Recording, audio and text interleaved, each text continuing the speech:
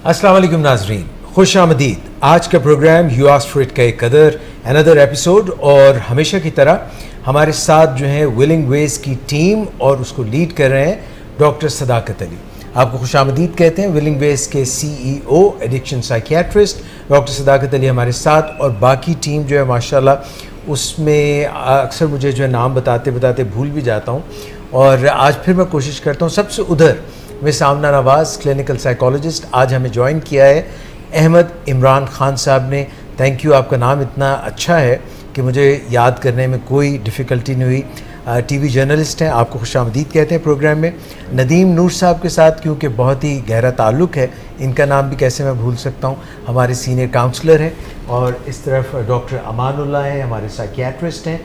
आमिर हैं, आमिर हाशिम, और आपको भी खुशामदीद। और उधर डॉक्टर सादिया, और इधर हमारे सिंगर्स में नादिया शेख, साथ में उनके तशरीफ़ रखते हैं सुल्तान साके बलोच, सुरताल के सुल्तान, और उधर असद असगर कीबोर्ड पे। तो डॉक्टर साहब आज ज़बरदस्त, आज आपने सारे इंट्रोडक्शन बड़े खूबसूरत करे। मिस शुमाइला नहीं ना है जो अगर वो होती तो उनका नाम भूल जाना था।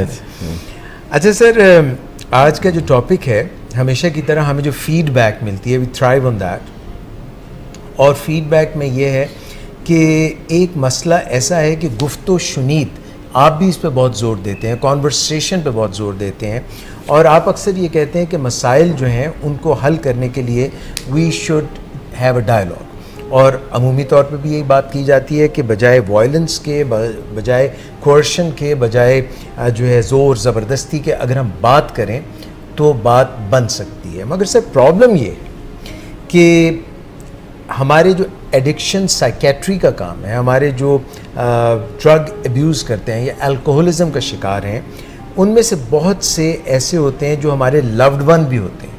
अमूमी तौर पे जो हमसे रुजू करते हैं उनका उनसे बहुत प्यार का रिश्ता होता है, और उनकी वजह से जो सेक है, जो तपिश है, जो आग है, जो उनकी एडिक्शन की वजह से वो पहुंच रही होती है, जब उनको रोका जाता है, मना किया जाता है कि आपकी ज़िंदगी बर्बाद हो रही है और हमें भी इससे तकलीफ़ पहुंच रही है, तो एक ऐसी सूरत हाल बन जाती है जिसमें आपस में कोई अच्छी गुफ्तगू नहीं होती, और बात जो है फिसल जाती है, लड़ाई झगड़ा शुरू हो जाता है।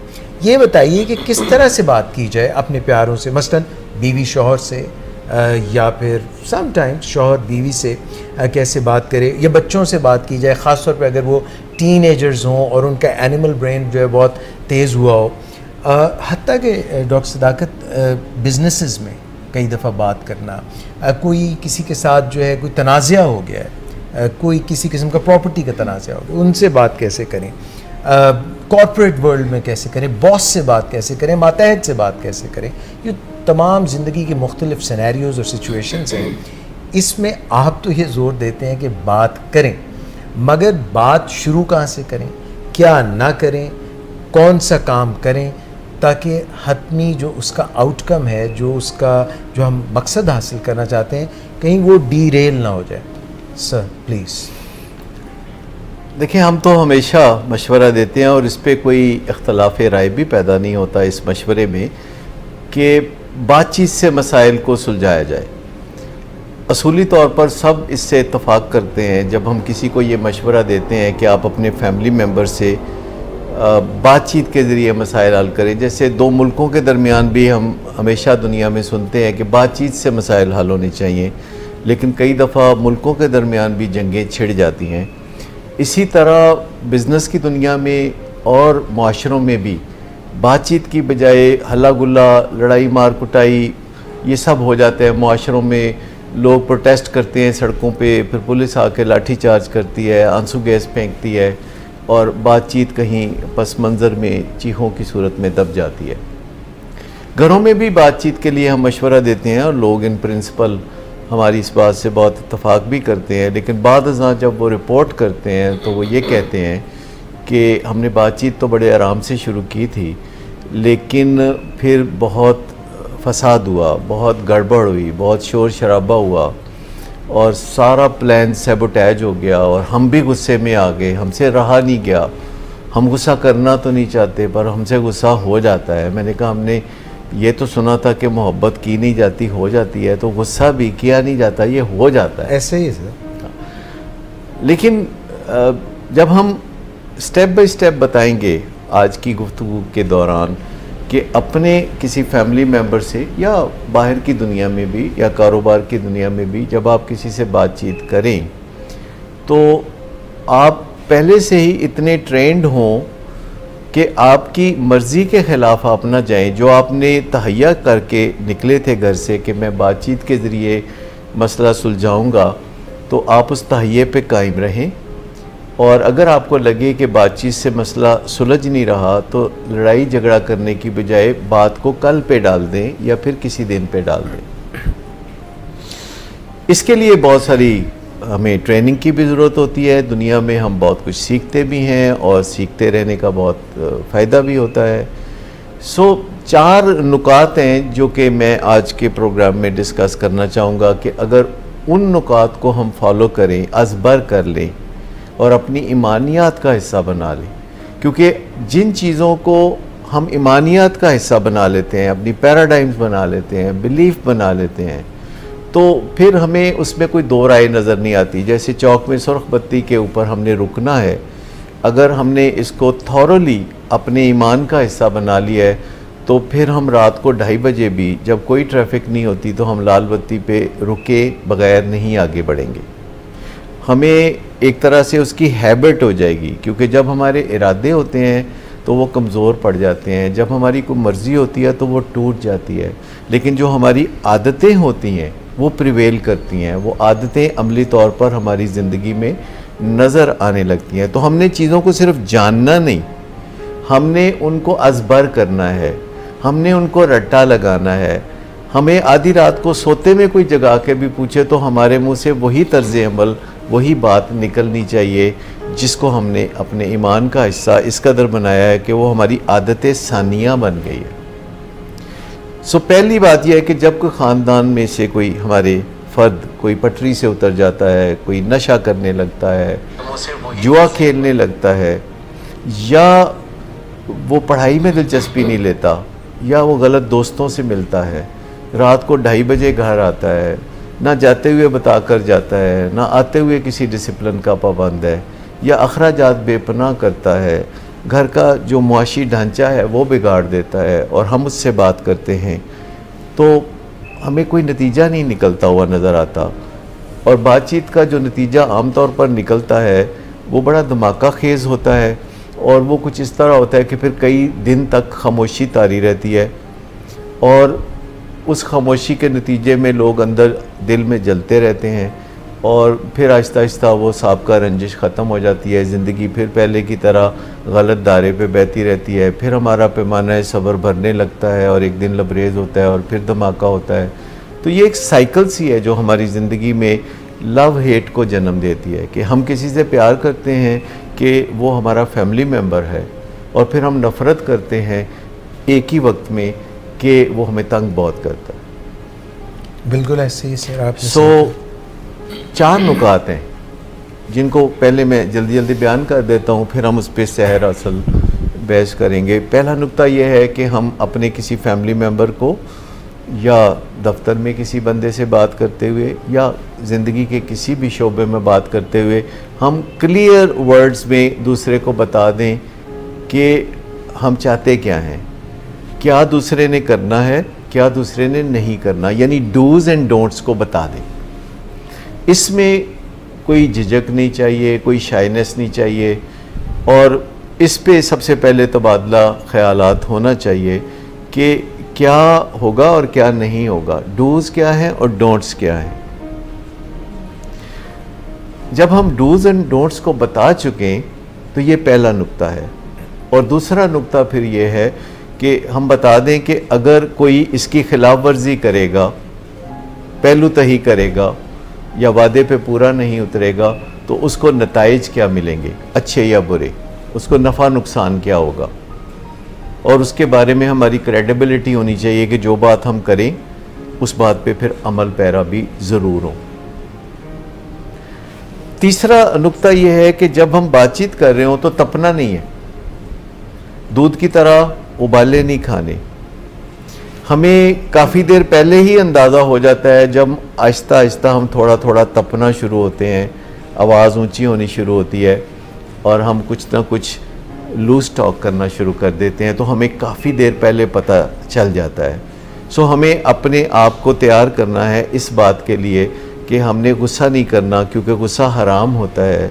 और जब ये बात हमारे ईमान का हिस्सा बन जाएगी तो हमें गुस्सा ना करने की आदत हो जाएगी। हमारे अंदर एक भला इंसान होता है जो बातचीत करना चाहता है, जो सोच विचार भी करता है और अपने ख्यालात को दूसरे तक पहुंचाता है। हमारे अंदर एक जानवर भी होता है जो हाथापाई करना चाहता है, जो गुस्सा करना चाहता है, जो पछाड़ना चाहता है, जो घूरना चाहता है, जो बुरा सलूक करना चाहता है। तो हमें ये एक क्लियर कट लाइन को समझ लेना चाहिए कि हमारी ज़िंदगी में एक लाइन है जिसे हम कह सकते हैं बिलो दी मॉरल एरिया, यानी इखलाक से गिरा हुआ, जिसे हम कहते हैं इखलाक से गिरी हुई चीज़ें उसके नीचे होती हैं। जो एक लाइन है तो उससे जो नीचे चीज़ें होती हैं ये वो होती हैं जो इखलाक से गिरी हुई हैं, जो हाथापाई हो सकती है, गाली गलोच हो सकती है, तौहीन अमेज़ नुक्ताचीनी हो सकती है, घूरना हो जाता है, सांस लेने के अंदाज से या बॉडी लैंग्वेज से हम किसी को पैगाम देना शुरू कर देते हैं। तो ये हम समझते हैं कि इंसानियत से गिरी हुई सतह है, तो हमें उस गिरी हुई सतह को ज़हन में रखना है और उससे बचना है। उससे ऊपर ऊपर जो है इखलाकी कदरें हैं, ऊपर ही हाई मॉरल ग्राउंड है, और अगर हम अपनी गुफ्तगू को सही तरीके से कंडक्ट करें तो इससे ऊपर सेफ़ एरियाज़ हैं जिसमें आप या तो मफाद को हासिल करेंगे अपने लिए और दूसरों के लिए, या फिर आप ब्रेक इवन हो जाएंगे ज़्यादा से ज़्यादा। जहां आप पहले थे गुफ्तगू से, आप कोई नुकसान करके नहीं उठेंगे, आप बराबर पे छुट जाएंगे, आप एक नॉर्मल ज़िंदगी में फिर दोबारा जा सकते हैं और फिर गुफ्तो शनीद में 1-2 दिन के बाद या जैसा भी आप सोचें आप वापस आ सकते हैं। चौथा नुक्ता यह है कि जब आप बातचीत कर रहे हो और आप अब गुस्सा भी नहीं कर रहे, आपने डूज एंड डोंट्स की बात भी कर ली, आपने नताइज भी कर दिए, आपने गुस्सा भी नहीं किया, तो अब दूसरा बंदा जो है वो थ्रेट्स दे रहा है।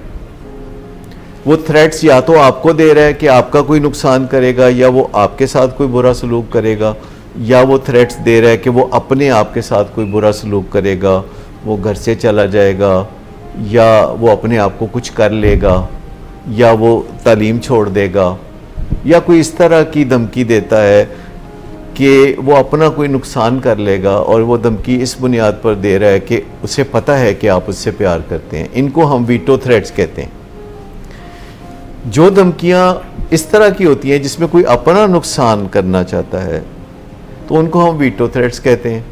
और अगर वो कहता है कि मैं आपका कोई नुकसान कर दूंगा, या मैं आपकी कोई रेपुटेशन ख़राब कर दूंगा, या मैं आपको थप्पड़ मार दूंगा, या मैं आपकी कोई चीज़ छीन लूँगा, तो इस तरह की कुछ धमकियाँ जब देता है तो इनको कीटो थ्रेट्स कहते हैं। एक वीटो थ्रेट्स हैं तो एक कीटो थ्रेट्स। तो इनसे कैसे निपटना है, क्योंकि आखिरकार जब आप सही तर्ज़ अमल पे रहेंगे तो दूसरा बंदा ये हरबा भी आजमा सकता है कि वो आपको इश्ताल दिलाए, वो आपको बुरी बुरी बातें कहे, वो आपको माजी की कोई बातें याद दिलाए, कोई आपके ऊपर इल्ज़ाम तराशी करे और आप डिफेंड करने लगे। तो ये भी बात रहना है कि आपने अपना दिफा नहीं करना, उसके लिए आपने समझ जाना है कि ये आपकी तवज्जो असल मौजू से हटाना चाहते हैं। अगर कोई कहे कि 5 साल पहले आपने मेरे साथ ये ज़्यादती की थी, तो आप कह सकते हैं कि उसके लिए हम एक और मीटिंग रख सकते हैं जिसमें एजेंडा ये होगा कि 5 साल पहले जो मैंने ज़्यादती की थी अब उसका क्या करना है। सो अपना दिफा न करना कमज़ोरी की अलामत नहीं है, ये ताकत की अलामत है कि जब कोई आप पे इल्ज़ाम लगाता है और आप असल मौजू पे बातचीत को जारी रखते हैं और अपना दिफा नहीं करते, अपनी सफाइयाँ पेश नहीं करते, या अपने किसी करीबी रिश्तेदार की सफाइयाँ पेश नहीं करते, तो दूसरे को फिर राह रास्त पे लाना आसान होता है। तो ये 4 नुक्ते हैं जिन पे हमने बात करनी है। इनमें कुछ मुश्किल मुकाम आते हैं, इनमें कुछ बड़े मसले हैं, सीखने की बात है। हर कोई सोचता है कि आज की गुफ्तगू में मैं ठंडा रहूँगा, फिर वो ठंडा नहीं रहता, फिर वो आपे से बाहर हो जाता है। तो ये सारे जो मसाइल हैं जो घरों में हमें दरपेश होते हैं, तो ये फिर बढ़ते रहते हैं, ये पसे पर्दा चले जाते हैं और लड़ाई झगड़ा और फसाद एक धुआंधार सूरत हाल में हमारे सामने होता है। बिल्कुल ठीक फरमाया आपने डॉक्टर साहब। आपने ये आज की जो डिस्कशन है उसका जो लुब्बे लुबाब है वो आपने बता दिया, और जहाँ से जो हम इसको आगे लेके चलेंगे, जो इसके 4 शाखसाने निकलेंगे, उस पर हम बातचीत करेंगे। एक छोटी सी ब्रेक लेते हैं, ब्रेक से पलट के आते हैं। आप हमारे साथ रहिए, क्योंकि ये तर्ज़ अमल कहाँ पे बात होती है और बात बिगड़ते बिगड़ते कब जो है वो लड़ाई झगड़े में तब्दील हो जाती है और बात जो है वो पसे पुश्त रह जाती है और हासिल वसूल कुछ नहीं, गिलास तोड़ा 12 आने। ये सूरत हाल से बचने का तरीका डॉक्टर सदाकत अली के साथ, और हमारी विलिंग वेज की पूरी टीम भी यहाँ पे मौजूद, और हम आपका इंतज़ार कर रहे हैं right after this short break.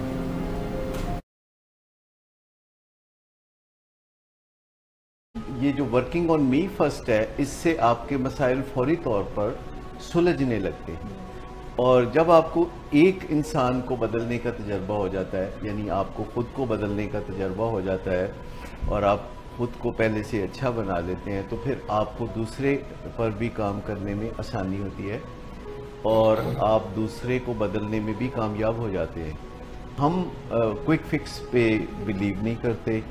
हम समझते हैं कि जो क्विक फिक्स होता है, जिसे हम उर्दू में जुगाड़ कहते हैं, वो ज़्यादा देर काम नहीं करता। जो मुश्किल बंदों से बात है, ये सीखना पड़ती है।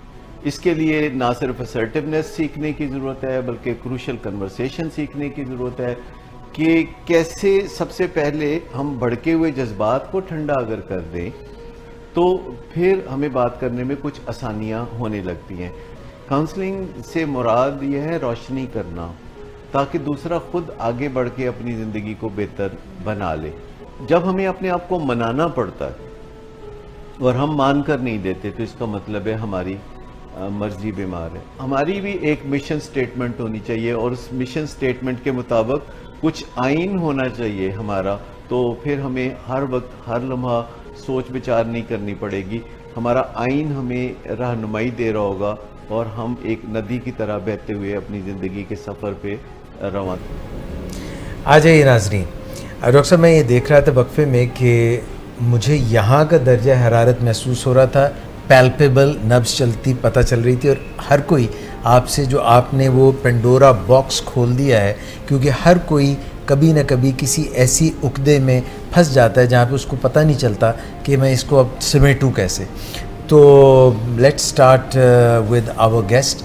यहाँ पे जो हैं अहमद इमरान खान साहब आए हुए हैं। Anything that you would like to say? Sir, आपकी आवाज़ जा रही है, don't have to worry about it. आप जो बोलेंगे across Pakistan and across the world जाएगी आपकी आवाज़। नहीं डॉक्टर साहब, एक तो thank you for having me on your show. I mean आप सब माशाल्लाह डॉक्टर्स के अंदर, I am feeling very lucky to बहुत सारी चीज़ें मुझे नॉलेज मिल रही है। डॉक्टर साहब का शुक्रिया, आप सबका शुक्रिया। डॉक्टर साहब ने कम्युनिकेशन की बात की, मानियात की बात की। डॉक्टर साहब एक नशे का भी जिक्र आया 2-3-4 दफ़ा। डिफरेंट किस्म की एडिक्शन की वजह से, वो आपके जैसे डॉक्टरों से ही हमने सीखा कि केमिकल डिसबैलेंस होता है, जिसकी वजह से बिहेवियर फिरोशस हो जाता है और वो बिल्कुल भूल जाता है कि इसका अल्टीमेट रिजल्ट क्या आएगा, और वो इंसानी जान को मक्खी की तरह, मच्छर की तरह इंसान मसल देता है। Unfortunately we report that every week, twice a week. But ऐसे लोग जिनको कम्युनिकेशन वर्ड्स साउंड ही नहीं कर रहे, वो उसे डिसाइफर नहीं कर पा रहे, वो उसे कमांड नहीं ले पा रहे। इकबाल का एक शेर भी है, कहते हैं नशों का तो हमने जिक्र किया ना, मुख्तलिफ किस्म के नशे। अनफॉर्चुनेटली आज शेर मैं अपने कंपार्टमेंट की, अपने शोबे की आपको बात बताता हूँ। हमें थोड़ा सा सोसाइटी का क्रॉस सेक्शन एक्सपोजर मिलता रहता, तो कोई ऐसा कंपार्टमेंट सोसाइटी का नहीं है जहाँ पे किसी ना किसी नौयत के हार्डवेयर नशे की, आई मीन एडिक्शन ना हो रही हो। Be it journalism, be it bureaucracy, be it जजेस, आई मीन हर आपको उसके अंदर मिलेगा। You will find people, individuals just like us, I mean routing there. But एक नशा है जिसे इकबाल कहते हैं, मैं गफलत का नशा, एब्सोल्यूट डिनायल का नशा। आप जो मर्जी आर्गूमेंट जनरेट करें, I will not by that. शेर उनका कुछ ऐसे है, मैं गफलत के सरमस्तो, कहाँ रहते हो तुम, कुछ कहो उस देश की आखिर जहाँ रहते हो तुम। So how to deal with that communication? I mean अगर बड़ी खूबसूरत बात आपने की इस हवाले से कि लोग समझते हैं कि गुफ्तो शनीद सीखना उनकी ज़िम्मेदारी नहीं है, बात करना उनकी ज़िम्मेदारी नहीं है। एक बहुत बड़ा पहलू ये भी है कि हमारे यहाँ खामोशी को कोई बड़ी अच्छी बात समझी जाती है, और जब कहा जाता है कि फ़लाँ खामोश तबाह है तो ये उसकी खूबी समझी जाती है। लेकिन आज की दुनिया में सब अच्छी तरह जानते हैं कि खामोशी कोई खूबी नहीं होती, बल्कि बात को दूसरे तक पहुंचाना और अनडिस्कसेबल चीज़ों को डिस्कसेबल बना देना खूबी की बात है। आज की दुनिया में ये कहा जाता है कि खामोशी किल्स, यानी जो साइलेंस है वो मार देने वाली चीज़ है, साइलेंस किल्स। तो आज की दुनिया में बहुत सारी चीज़ें बदल गई हैं, मिथ्स सारी टूट रही हैं। सो अगर कोई कहता है कि मुझे बात करनी नहीं आती, और वाकई अगर किसी को नहीं आती तो समझ लें कि उसने ज़िम्मेदारी पूरी नहीं की। जैसे बिल्कुल अगर कोई कहता है कि जी मैं पढ़ा लिखा नहीं हूँ, तो ये कोई खूबी की बात नहीं है कि मैं पढ़ा लिखा नहीं हूँ। इसका मतलब है कि कोई एक ज़िम्मेदारी थी उसके ऊपर पढ़ने लिखने की जो कि उसने पूरी नहीं की, या किसी ने उसकी इस बारे में मदद नहीं की, तो इससे आप बरी ज़िम्मा नहीं हो सकते। सो गफलत कोई ऐसी चीज़ नहीं है जो काबिल माफ़ी हो। जैसे किसी चीज़ का ना जानना कोई बेहतरीन बहाना नहीं है, इसी तरह किसी स्किल को ना समझना, बात ना करना, ये भी कोई बहादुरी की बात नहीं, खूबी की बात नहीं। और अगर आप इस्लाह का बीड़ा उठा के चलने वाले हैं, आप अपने बच्चे को आला तालीम दिलाना चाहते हैं और तालीम की तरफ उसकी रग़बत नहीं है, या आप अपने बच्चे को नशा छुड़वाना चाहते हैं और वो बुरे बुरे दोस्तों के साथ दिन रात घूमता है और रातों को देर से आता है, और आप इस बारे में जब भी उससे बात करते हैं तो कोई हंगामा हो जाता है, जिसके बाद कई दिन एक जहर आलूद खामोशी में गुजरते हैं और एक दूसरे को अवॉइड करने में गुजरते हैं, और इस दौरान जो असल बीमारी है वो बढ़ती चली जाती है। सो सड़ने कुड़ने की बजाय आप फौरी तौर पर बातचीत करना सीख क्यों नहीं लेते? क्योंकि आज की दुनिया में अब एक्सक्यूज़ कोई नहीं रहा कि कोई चीज़ सीखने के लिए आपको किसी इंस्टीट्यूट जाना पड़ेगा या किसी और शहर में जाना पड़ेगा। आप अपनी तन्हाई में गूगल पे, यूट्यूब पे बहुत सी ऐसी चीज़ें देख सकते हैं जो कि जनरलाइज्ड भी हो सकती हैं बातचीत के हवाले से, और स्पेसिफिक भी हो सकती हैं कि किस मौके पे कैसे बात करते हैं और क्या बात करते हैं, और बात का कंटेंट क्या होना चाहिए, और आपका तर्ज़ अमल क्या होना चाहिए, और गुस्से को कैसे मैनेज करें, और आप अपनी गुफ्तगू से कब एग्ज़िट ले लें और कब री एंट्री ले लें, और कैसे आप इज़्ज़त जारी रखें उस बंदे की जो आपका मद्दे मुकाबल है उस वक्त। अगरचे आपको उससे बहुत इख्तलाफ है, लेकिन टॉलरेंस कहती है कि जिनसे आपका फ़र्क होता है उनकी इज़्ज़त भी करते रहना आपके और उसके बेहतरीन मुफाद में होता है। सो जो तीसरा नुक्ता है कि अपने आप को तपिश से बचाना है, ये बहुत अहम है। लेकिन अगर आप अपने आप को तपिश से बचा भी लेंगे तो चौथा नुक्ता है कि जब वो तपिश में आएगा तो आप क्या करेंगे, जब वो धमकियां देगा तो आप क्या करेंगे, और जब वो वीटो थ्रेट्स देगा या कीटो थ्रेट्स देगा तो आपके पास क्या चारा है कि आप क्या करें। और आप ये सब चीज़ें करते हुए अपनी ज़िंदगी का ये गोल, जो कि बड़ा मुक़द्दस गोल है कि किसी की इस्लाह करना, और जब आप मुदाखलत बराए इस्लाह करते हैं तो आपके ऊपर ज़िम्मेदारियां आयद हो जाती हैं कि आप वो काम जो करने जा रहे हैं उसको पहले सीख भी लें। ये सीखने वाला काम है, ये आप अपने तौर पर घरेलू टोटकों के ज़रिए किसी फैमिली मेम्बर की ज़िंदगी को बेहतर नहीं बना सकते। ये एक ऐसा काम है जो लर्नेबल है। जैसे हम लोग तो ड्राइविंग भी खुद ही अपने गली मोहल्ले में सीखने की कोशिश करते हैं और गलत स्किल्स को परफेक्ट कर लेते हैं, इसी वजह से सड़कों पे हादसे बहुत होते हैं। मैं समझता हूँ कि ये जो हादसे गुफ्तगू के हादसे हैं जो घरों में मोहब्बत को ऑब्लिटरेट कर देते हैं, ख़त्म कर देते हैं, जो ज़िंदगी का चैन और सुकून ख़त्म कर देते हैं, जब एक बाप बेटे की नहीं बनती, जब मियाँ बीवी की नहीं बनती, जब भाई भाई की नहीं बनती, तो हमारे अंदर बहुत ज़हर आलूद तकलीफ़ दे किस्म की फ़ज़ा बन जाती है जो बीमारियों के लिए बहुत साजगार है। सर कल ग्रुप में हमारे जो इंडोर एडिक्शन पेशेंट्स हैं उनसे मैं बातचीत कर रहा था और मैंने उनसे पूछा कि ये बताइए कि आपके अपने वालिद से क्यों झगड़े होते हैं, या अगर आपकी वालिदा हैं तो उनसे क्यों झगड़े होते हैं, या भाई। उन्होंने ये तो नहीं कहा कि आजकल मार्केट में वालिद ठीक नहीं आ रहे। सर ये तो एक ज़िमनी थी, ये भी थी, मगर हेडलाइन ये थी जो फौरी उन्होंने जवाब दिया, उन्होंने कहा इसलिए कि हम आपस में प्यार बहुत करते हैं। अच्छा, ये बड़ा मज़ेदार मिथ है कि किसी बंदे की बेइज्जती करके कहना कि प्यार भी तो तुमसे ही करता हूँ ना, तुम भाई हो मेरे छोटे, अगर मैं तुम्हारी बेइज्जती नहीं करूँगा तो फिर किसकी करूँगा। और लोग इसके जवाब कहते हैं हाँ अगर प्यार करते हैं तो फिर कर ही जाओ बेइज्जती। या फसाद को और डिसरिस्पेक्ट को मोहब्बत का कोई नाम नहीं, या गुस्से को कहना गुस्सा करता है पर दिल का बहुत अच्छा है। भाई ये कोई ऐसी बात नहीं है कि जो बंदा गुस्सा करता है वो दिल का अच्छा होता है। जो दूसरे पे जहर उंडेल देता है, जो दूसरे को तकलीफ़ में मुब्तला कर देता है, और जब वो अपने दिल की भड़ास निकाल लेता है और फिर माफ़िया मांगने लगता है, या फिर आपको मिठाई खिलाने ले जाता है, या फिर आपको शॉपिंग कराने की दावत देता है, तो मैं समझता हूँ कि ये दिल का अच्छा होने की निशानी नहीं है, ये एहसास नदामत की निशानी है, ये एहसास गुनाह की निशानी है कि जब आप कोई बुरा काम कर बैठते हैं तो फिर आप दूसरे को कोई फेवर दे के उसकी मोहब्बत को वापस ख़रीदना चाहते हैं। मोहब्बत ख़रीदो फ़रोख्त की चीज़ नहीं है, ये एक रूहानी जज्बा है, और हम सब में से किसी को भी ये हक़ नहीं पहुँचता कि वो दूसरे को नफ़रत और गुस्से का निशाना बनाए। चाहे दूसरे के तर्ज़ अमल में आपकी नज़र में काफ़ी गुंजाइश हो कि आप गुस्सा कर सकते हैं, ये जो एंटाइटलमेंट है कि अगर कोई इस तरह करे तो हम गुस्सा कर सकते हैं, नहीं, आप दूसरे के साथ गुस्सा करने का हक़ किसी वक्त भी नहीं कमा पाते। ख़ास तौर पर अगर आप अपने वालिद या वालदा से बात कर रहे हैं तो फिर इसमें कोई दौर आए नहीं है कि आप हद अदब मलूज़ ख़ातर रखेंगे।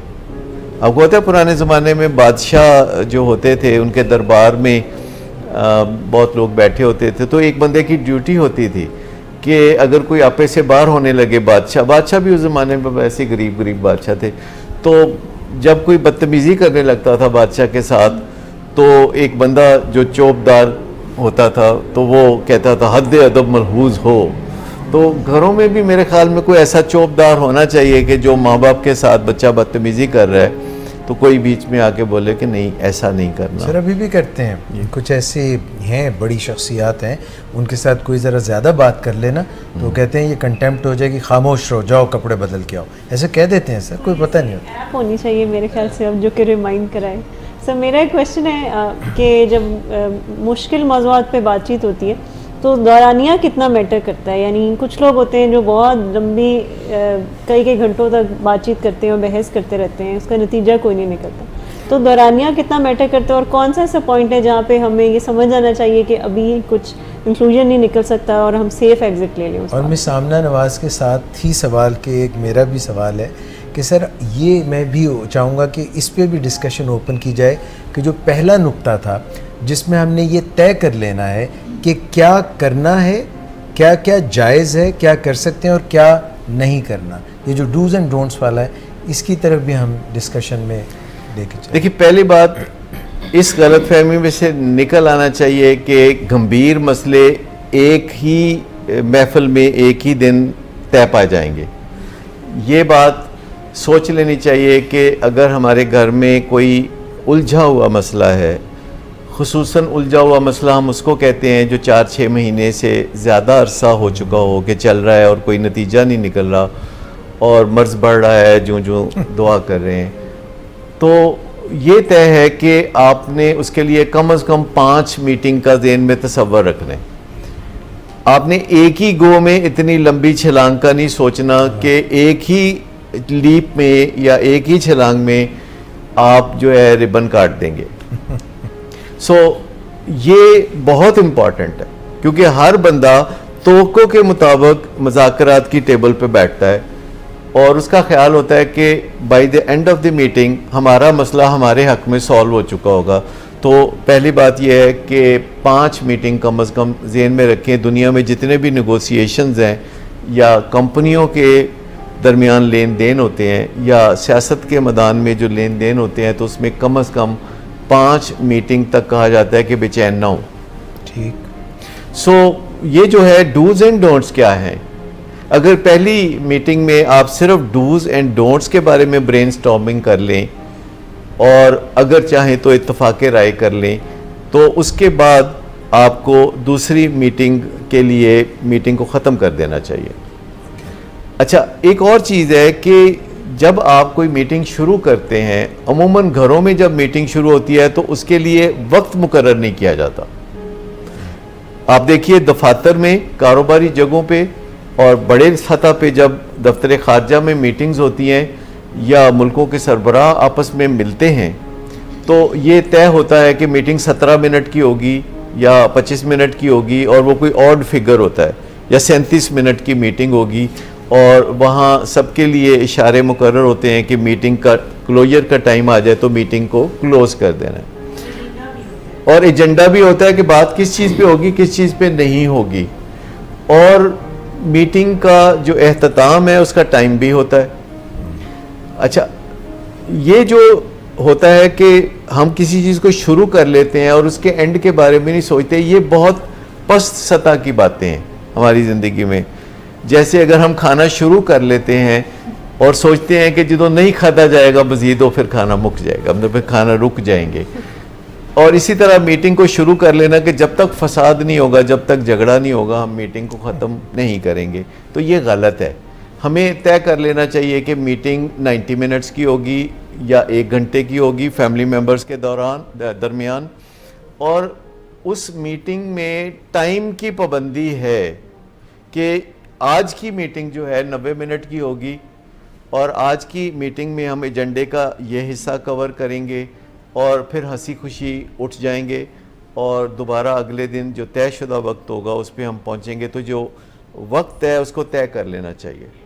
ये दुनिया के सब मामलात में इम्पॉर्टेंट है। इवन मैं आपको बताऊं कि जापान में जब किसी प्रोडक्ट को लॉन्च किया जाता है तो उसकी डेथ को भी प्लान किया जाता है।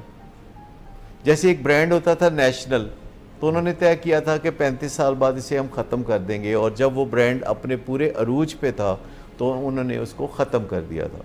इस तरह और बहुत सारे ब्रांड्स होते हैं जिनको वो पहले ही बता देते हैं कि ये अपनी पीक से गुज़र के जब ज़वाल की तरफ जाएंगे और इतना वक्त गुज़र चुका होगा तो ये फिर हम ख़त्म कर देंगे।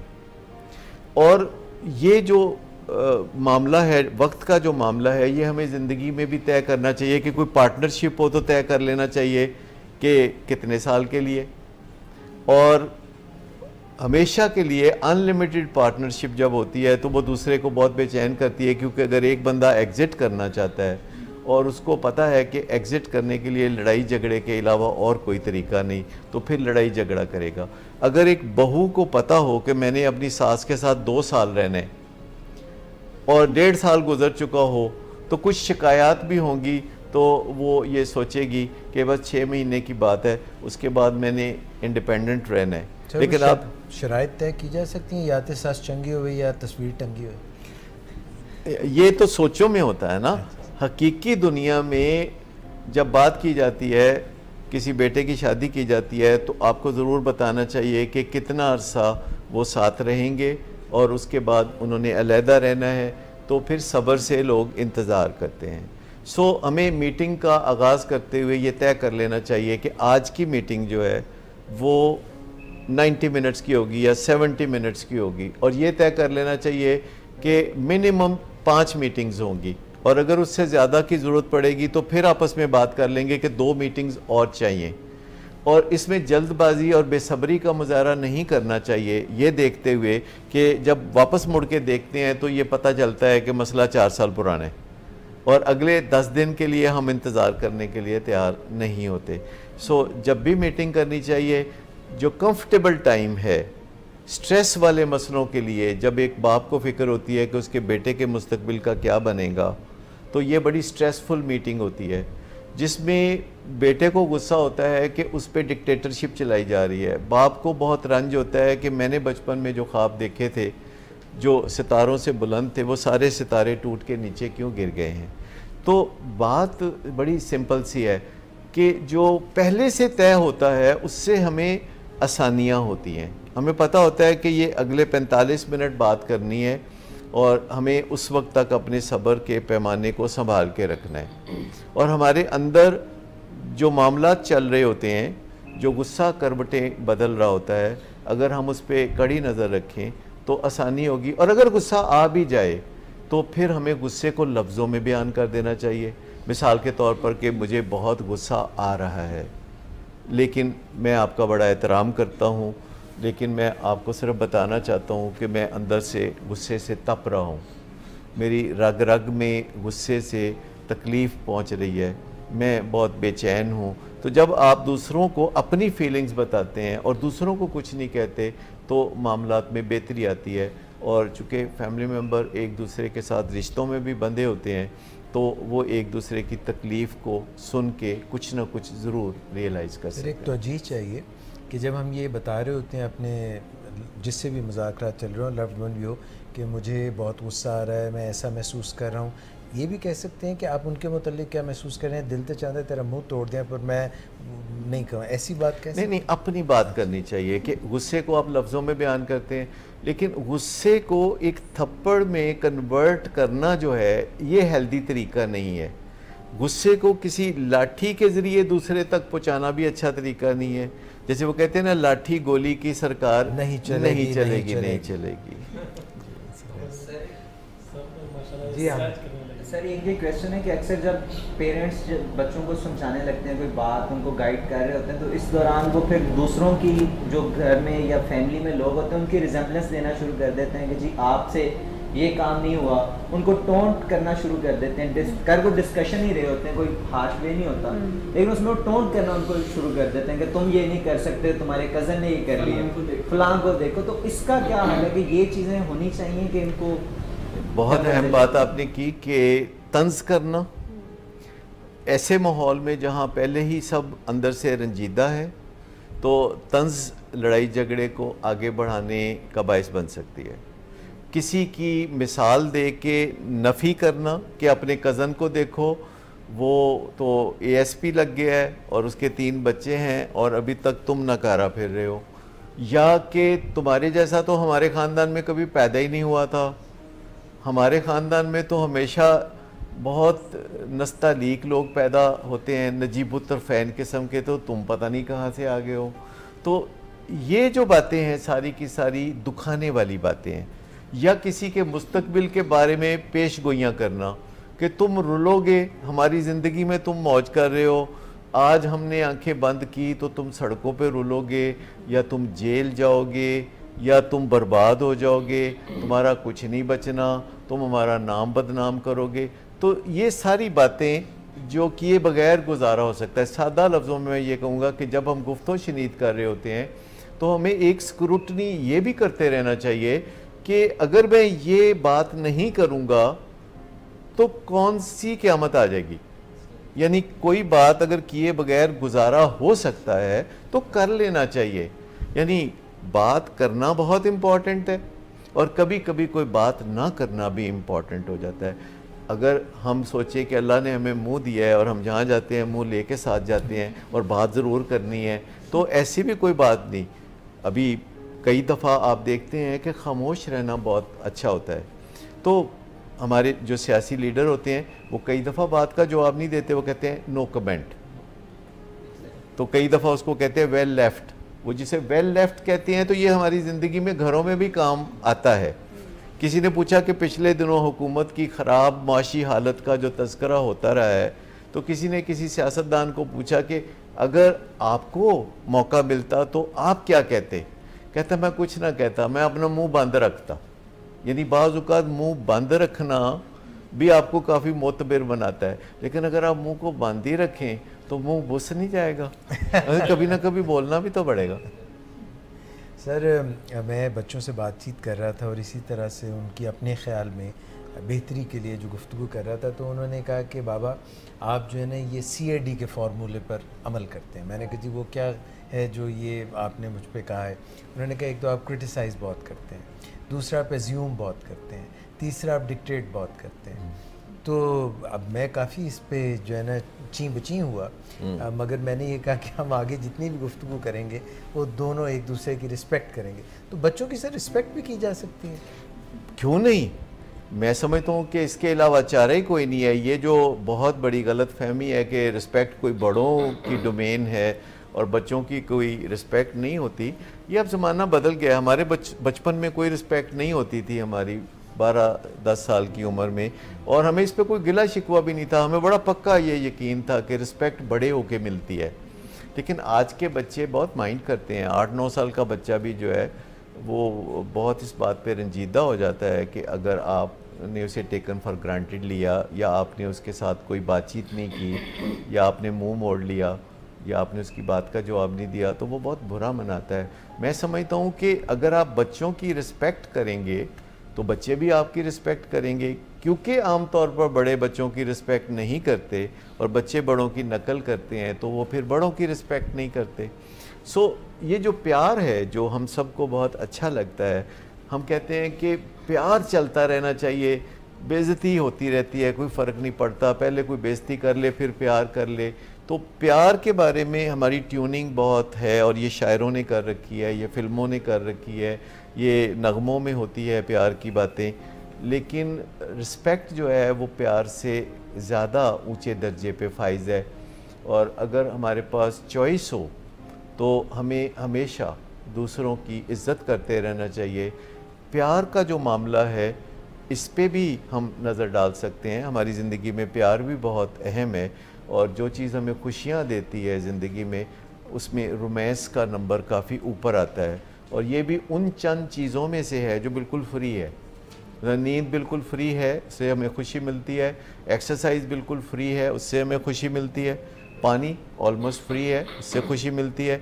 और रोमांस आप समझे कि ये भी हमारी ज़िंदगी में कायम रहना चाहिए, लेकिन इसकी ओवरडोज से इज्तनाब। सर एक चीज़ बता दीजिएगा कि रोमांस कहाँ कहाँ करना है और कहाँ कहाँ नहीं करना? जहाँ जहाँ बनता है वहाँ वहाँ करना। थैंक यू सर जी। नहीं, वो वाली बात नहीं मैं कह रहा। मैं कह रहा हूँ कि जैसे सबसे पहली बात है कि आपका अपनी बीवी से रोमांस बनता है। अच्छा। लेकिन किसी भैंस से रोमांस नहीं बनता, ये आप कहना चाह रहे हैं? जी सर, उसकी भी आंखें बहुत खूबसूरत हैं। जी अच्छा, असल बात यह है कि रोमांस जो है वो आपका जो है यानी उन रिश्तों में बनता है। कोई आपकी मंगेतर है तो उससे बनता है, कोई अभी आप सोच रहे हैं किसी के बारे में कि उसे आप ज़िंदगी का साथी बनाएंगे तो उससे भी बनता है, और कोई आपकी ज़िंदगी का साथी बन चुका है तो उससे तो बनता ही बनता है। और उससे बढ़ाना भी ज़रूरी है, क्योंकि जो डोज़ है वो वक्त के साथ साथ उसकी ज़्यादा ज़रूरत पड़ती रहती है। और ये सोचना कि अगर कोई आपका लाइफ पार्टनर है तो उसको तो पता ही है कि आप उससे प्यार करते हैं। मैं आपको बताने के लिए तैयार हूँ कि उसको बिल्कुल नहीं पता, आपको रोज़ उसे बताना पड़ेगा। सर एक बात जुमला, जस्ट एक जुमला मुझे यहाँ पे बोल लेने दें, फिर I will come right back. Just little bit please. Doctor साहब एक बात कहते होते हैं, और मैं उसको दोहरा रहा हूँ कि मियाँ बीवी को एक दूसरे की तरबियत नहीं करनी चाहिए, अगर करनी है तो अपनी तरबियत खुद करें। ये क्या उकदा है, ये क्या भेद है? Right after this. अच्छा, ये मैंने जो रियलाइज़ किया तो वो इस तरह किया कि मैंने कहीं भी ये लिखा हुआ नहीं देखा कि मियाँ बीवी को एक दूसरे की इस्लाह का फरीज़ा सर अंजाम देना चाहिए, या मियाँ बीवी को एक दूसरे की कोई तरबियत करनी चाहिए। ये मैंने कहीं लिखा हुआ नहीं देखा। मेरा ख्याल है कि जो बातें भी अहम होती हैं वो कहीं ना कहीं ज़रूर लिखी होती हैं, कहीं ना कहीं ज़रूर पढ़ाई जाती हैं, कहीं ना कहीं वो ज़रूर डॉक्यूमेंटेड होती हैं। तो बेहतर ये है कि मियाँ बीवी के साथ ये जो काम है नुक्ताचीनी का काम, ये ना किया जाए, और कम अज़ कम तौहीन अमेज़ नुक्ताचीनी का काम ना किया जाए। क्योंकि जिन मियाँ बीवी की अलहदगी होती है वो 4 कदमों में से गुज़र के होती है, 4 स्टेप्स में से गुज़र के होती है। पहली चीज़ है कि वो एक दूसरे के साथ नुक्ताचीनी बहुत करते हैं, और इस नुक्ताचीनी की वजह से वो एक दूसरे की इज़्ज़त नफ्स को नीचे गिराते रहते हैं। ठीक। दूसरी वजह जो होती है वो ये होती है कि वो तौहीन मेज़ नुक्ताचीनी करते हैं, यानी नुक्ताचीनी भी करते हैं, साथ कंटेम्प्ट भी करते हैं। और कंटेम्प्ट में आजकल माफ़ी कोई नहीं है एजाज भाई। और तीसरी चीज़ जो बहुत अहम है कि वो एक दूसरे को अपने हस्बे तौफीक बदलने की कोशिश करते रहते हैं। हालांकि उनके पास आसान चॉइस थी कि वो पहले ही किसी ऐसे बंदे या ख़ातून को अपनी ज़िंदगी में दाखिल करते जिसे बदलने की ज़रूरत नहीं होती। ये एक बहुत बड़ी गलत फहमी है लोगों की कि वो किसी से शादी कर लेंगे और फिर उसको बदल लेंगे। ख़ास तौर पर अगर वो काउंसलर नहीं है तो फिर तो बिल्कुल भी नहीं। अगर काउंसलर हों, साइकोलॉजिस्ट हों, साइकेट्रिस्ट हो तो फिर भी कोई बात है, लेकिन मैं बताऊं कि वो भी इस तरीके से शादी को दाव पे नहीं लगा सकते कि पहले मैं शादी कर लेता हूँ फिर मैं इनको बदल लूँगा।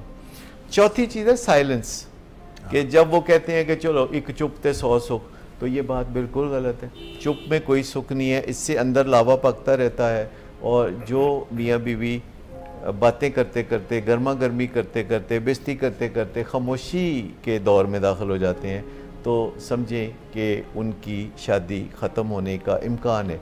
दुनिया में एक लैब है, जैसे आप देखते हैं यहाँ लैब्स होती हैं तो उसमें टेस्ट होते हैं, तो दुनिया में एक लैब है जो तकरीबन 45 मिनट्स में प्रिडिक्ट कर देते हैं यकीनी हद तक कि आगे जाके 5 साल में आपकी शादी का क्या बनने वाला है, और साथ ही वो प्रिडिक्ट कर देते हैं कि अगर आप ये इकदामात करेंगे तो आपकी शादी बच जाएगी। Ahmad Imran Khan sir please. Doctor साहब ने 2-3 चीज़ें बताई जो टेक्निक्स क्वालिटी ऑफ लाइफ को इन्हेंस कर सकती हैं, बिहेवियर प्रोग्रामिंग को इन्हेंस कर सकती हैं। रोमांस को उन्होंने बड़ा स्नाइपर फोकस में रखा, उन्होंने मियाँ बीवी के साथ, फियांसी और मंगेतरों के दरमियान। मैं आपकी बातें सुन के मेरे लिए बड़ा अच्छा नॉलेज है, मतलब I got an opportunity to program myself. तो कहना है I mean extract this as a romance, ये मेरे लिए ये भी हो सकता है रोमांस हो, वुड इट बी जस्टिफाइड और आई मीन वैल्यूएबल?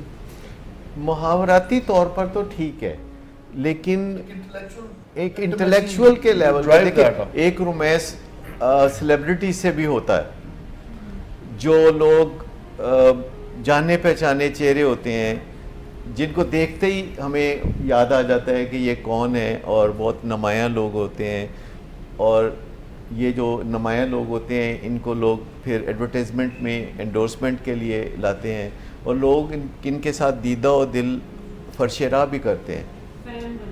जी, मैं वो इत्तेफाक से मैं परसों आ रहा था इस्लामाबाद से लाहौर, तो रास्ते में खारियाँ के पास एक वो मियाँ जी की दाल, पता है मशहूर, वो मियाँ जी का होटल है, तो वहाँ हम रुक गए खाना खाने के लिए, मुझे पसंद है, तो वहाँ गए तो मुझे लगा कि वो हमारी बड़ी अच्छी आवभगत कर रहे हैं, और मैं उनको जो बातें कह रहा था मुझे लग रहा था कि उनके क़वायद ज़वाबित के ख़िलाफ़ हैं, तो फिर भी वो मान रहे थे। सुन के तो लगा कि ये मानने वाली बात नहीं है, पर हम मान लेंगे। मिसाल के तौर पर मैंने उनको कहा कि पराठा आधा दे दीजिएगा, तो अब आप ही सोच रहे होंगे कि ये आधे पराठे का क्या ऑर्डर है, तो मैं चाह रहा था पराठा भी ज़ाया ना हो और मैं भी ज़ाया ना हो, कम खाऊं। फिर उन्होंने कहा कि चिकन की डिश भी है हमारे पास, तो मैंने कहा कि अच्छा वो भी आधी दे दीजिएगा, तो कहते अच्छा ठीक है कर देंगे। तो बहुत अच्छा खाना वहाँ खाया, चाय भी पी, सब कुछ किया। तो जब मैंने कहा कि बिल आप ले आइए, तो कहते ये तो हो चुका है। तो मैं कहा ये कैसा बिल है जो हो चुका है? ये दिल तो होता है जो खो चुका है, लेकिन ये कैसा बिल है जो हो चुका है? तो उन्होंने कहा, उधर इशारा किया काउंटर की तरफ कि वो जो मियाँ उवैद साहब बैठे हैं, ये उन्होंने कहा कि नहीं ये हमारे मेहमान हैं, ये हमारे डॉक्टर साहब हैं, इनकी हम बड़ी वीडियोस देखते हैं विलिंग वेज के पेज पे, तो इनसे बिल लेना तो बहुत ही बुरी बात होगी। खैर मैं गया, उनको मैंने इसरार किया, तो उन्होंने कहा कि नहीं बिल आपसे नहीं लेना, आप एक सेल्फ़ी हमारे साथ बना लें। तो ये यानी ये भी एक रोमांस होता है। ठीक, रोमांस को अगर आप इस तरह एक्सटेंड करेंगे तो मैं कहूँगा कि मुझे मिर्ज़ा गालिब से रोमांस है, क्योंकि ज़िंदगी की जो पेचीदगियों को वो अपने अशार में बयान करते हैं कि लंबी बात करने की बजाय कई मौक़ों पे आप उनका एक शेर ही बोल दें तो आपको लगेगा कि आपने एक दास्तान रकम कर दी है। तो ये भी एक रोमांस होता है। तो फिर जब हम इस्तारे के मानों में एक चीज़ों को एक्सटेंड करते हैं तो वो ठीक है, लेकिन जिस रोमांस की डॉक्टर इजाज़ बात कर रहे थे वो ज़रा इधर उधर नहीं करना चाहिए। अहमद इमरान साहब ने बात की है ना रोमांस की, कि कई चीज़ों के साथ, शख्सियत के साथ आपको हो जाता है। इट्स जस्ट लाइक दैट कि सम टाइम किसी की कोई कही हुई बात या किसी की पर्सनैलिटी का जो और है, आपकी वेवलेंथ उसके साथ ऐसी मैच कर जाती है। This is I think this is what you were talking about, कि ये रोमांस होता है। आप देखिए कई दफ़ा मेस्मराइज हो जाते हैं आप। एक शख्स था जिसका नाम था मिज़मर, उसने ये सबसे पहले उसी के नाम से ये टर्म कॉइन हुई थी कि मेस्मराइज हो जाना, यानी कभी आप किसी की बात सुनते हैं और आप खो से जाते हैं कि वो बात दिल में उतर जाती है। कई दफ़ा आप किसी की बात सुनते हैं तो आपको बुरा लगता है, आप उससे अग्री नहीं करते, आप मुंह मोड़ लेते हैं, तो ये एंटीथीसिस है उसका। सर अक्सर बातें जब हो रही होती हैं तो हमें ये आपने बात की कि बुरा भी लग जाता है, तो अक्सर बच्चे या घर में कोई ऐसी वो जो फोर्थ पॉइंट था आपने हमें गाइड किया उसमें था कि थ्रेट्स देना शुरू हो जाते हैं कि जी मैं ये कर जाऊँगा, मैं खाना नहीं खाऊँगा, मैं जॉब छोड़ दूँगा, मैं आपसे लड़ना शुरू कर दूँगा। तो ये इस तरह की जो हरकत फिर शुरू कर देते हैं घर में, तो उनसे क्या उन वीटो पावर्स को कैसे टैकल किया? बल्कि सर रोमांस की दुनिया में जो बात ये कर रहे हैं, कई लोग ये भी कहते हैं कि मैं तुमसे इतना प्यार करता हूँ या प्यार करती हूँ कि मैं तुम्हारे लिए जान दे भी सकता हूँ और जान ले भी सकता हूँ, मैं अपनी रिस्क काट लूँगा, या इस तरह के वाक़यात। ये सब बीमारों वाली बातें हैं। सेहतमंद लोग तो रोमांस की गाल देखिए, सेहतमंद लोग ऐसी बातें नहीं करते। मिसाल के तौर पर अगर कोई शख्स कहता है कि मैं सोच रहा हूँ इस ज़िंदगी का क्या फ़ायदा, ये भी कोई ज़िंदगी है, तो ये हेल्दी बातचीत नहीं है। ज़िंदगी अल्लाह की एक नेमत है जो हर इंसान को एक बार मिलती है, और ये कहना कि मैं इसे ख़त्म कर दूँगा ये कुफराने नेमत है, और साइंस की ज़बान में ये हेल्दी एटीट्यूड नहीं है। जी, बल्कि ये आपने जो बात की बिल्कुल हम लोग, मुझे भी मतलब we see that, we witness that, we report that कि मायूसी जो है वो बहुत ज़्यादा डेविस्टेटिंग लेवल पे चली जाती है। वो अगेन आपको क्रॉस सेक्शंस मिलेंगे। वो जैसे हॉलीवुड का वो सुपरमैन का एक बेस्ट बडी था हॉलीवुड का, उसने अपने करियर के एंड पे जब वो he was on the boom उसने सुसाइड कमिट कर ली। तो हर क्लास के अंदर ये चीज़ें मिलती हैं। शैतान का सबसे बड़ा हथियार भी मायूसी है, खौफ और मायूसी। तो how to deal with these two lethal things for human behaviour? देखिए, एक सबसे बड़ी वजह जो मायूसी की है वो ये है कि हम पिछले मॉडल के साथ गुजारा कर रहे होते हैं, यानी अपने पिछले मॉडल के साथ हम जो करंट मॉडल है उसके साथ गुजारा नहीं कर रहे होते। मिसाल के तौर पर आज हम जिन स्किल्स के साथ ज़िंदगी गुजार रहे हैं माशरे में, दुनिया भर में, ये 19वीं सदी की या 20वीं सदी की स्किल्स हैं। कुछ इनमें से उससे भी पुरानी है, कुछ 1000 साल पुरानी स्किल्स होंगी, कुछ 10,000 साल पुरानी तर्ज अमल होगा जो अभी भी हमने अपनाया हुआ है। जैसे फाइट और फ्लाइट 10,000 साल पुराना तर्ज अमल है। इस तरह हम बहुत सारी चीज़ें कर रहे हैं जो 20वीं सदी का तर्ज अमल है। हमें ज़िंदगी गुजारने का मौका मिल रहा है 21वीं सदी के खूबसूरत वक्त में, लेकिन हम अपने आप को अपडेटेड नहीं रख रहे। और जो हमारी ह्यूमन बॉडी है ये कुदरत ने कुछ इस तरह तख्लीक की है कि 25 साल की उम्र तक या 30 साल की उम्र तक इसकी कोई लुक आफ्टर ना भी की जाए तो ये सेल्फ सस्टेनिंग है। कुदरत ने ये बंदोबस्त अपने एजेंडे को पूरा करने के लिए रखा हुआ है, क्योंकि कुदरत का एजेंडा ये है कि दुनिया में नस्ल इंसानी चलती रहे, और ये काम को 30 साल की उम्र तक होना हो तो हो जाता है। और 30 साल की उम्र के बाद आप यूँ समझें कि कुदरत के मकासद हमें दुनिया में भेजने के हवाले से पूरे हो जाते हैं। तो 30 साल तक तो हमें इम्यूनिटी हासिल है कि हम ठीक ठाक ही रहेंगे, आमतौर पर हमारी सेहत ठीक ही रहेगी, हमारा काम धंधा चलता रहेगा। लेकिन 30 साल की उम्र के बाद हम अपने आप पर ही हैं। वो जैसे कहते हैं ना, जागते रहना साढ़े ते ना रहना। तो वो बात यह है कि 30 साल की उम्र के बाद आपको अपनी बॉडी को ट्यून करना पड़ेगा, उसको एक्टिव रखना पड़ेगा, आपको थोड़ा डिसिप्लिन में आना पड़ेगा। अब आप बदमालियाँ नहीं कर सकते। और पुराने ज़माने में जो बिट्स हैं, मिसाल के तौर पर पहले खाना कभी मिलता था, अगले वक्त के खाने का पता नहीं होता था 10,000 साल पहले, और इंसान के लिए ये बंदोबस्त कर रखा था कुदरत ने कि अगर आप फालतू खा लें तो वो आपके मिडल पोर्शन में, यानी पेट पे और हिप्स पे, ये यहाँ कहीं जमा हो जाता था, और फिर अगर खाने की किल्लत होती थी तो यहाँ से खाना पिघल के आपको ज़िंदा रखता था। वक्त के साथ साथ इंसान ने खाने का वाफर बंदोबस्त कर लिया। तो अब अगर हम इस तर्ज अमल में जाएं कि अपनी कमर पे या अपने हिप्स पर या अपने पेट में फ़ैट्स को जमा करने का मौका दें, ज़्यादा खा खा के, तो ये अब हमें सूट नहीं करेगा, ये पहले सूट करता था हज़ारों साल पहले। सो बदलते हुए ज़माने के साथ इंसान ने कुछ वो काम किए हैं जो कि सहूलत तो देते हैं पर इतना फ़ायदा नहीं देते। मिसाल के तौर पर हर गुज़रते वक्त के साथ इंसान चाह रहा है कि उसको हाथ पाँव ना हिलाने पड़े, उसको उठ के जाके तो पंखा ना ऑन करना पड़े, वो रिमोट के ज़रिए काम करे, वो गाड़ी के ज़रिए बाथरूम जाए या कोई इस तरह के काम वो करे।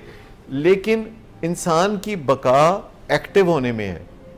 सो इंसान ने बहुत सारे ऐसे काम कर लिए हैं अनजाने में, क्योंकि वो ख्वाहिशमंद था कि उसको सहूलतें हों, पर उसकी ज़रूरत जो है वो फ़िज़िकली मशक्क़त करने में है या हाथ पाँव हिलाने में है।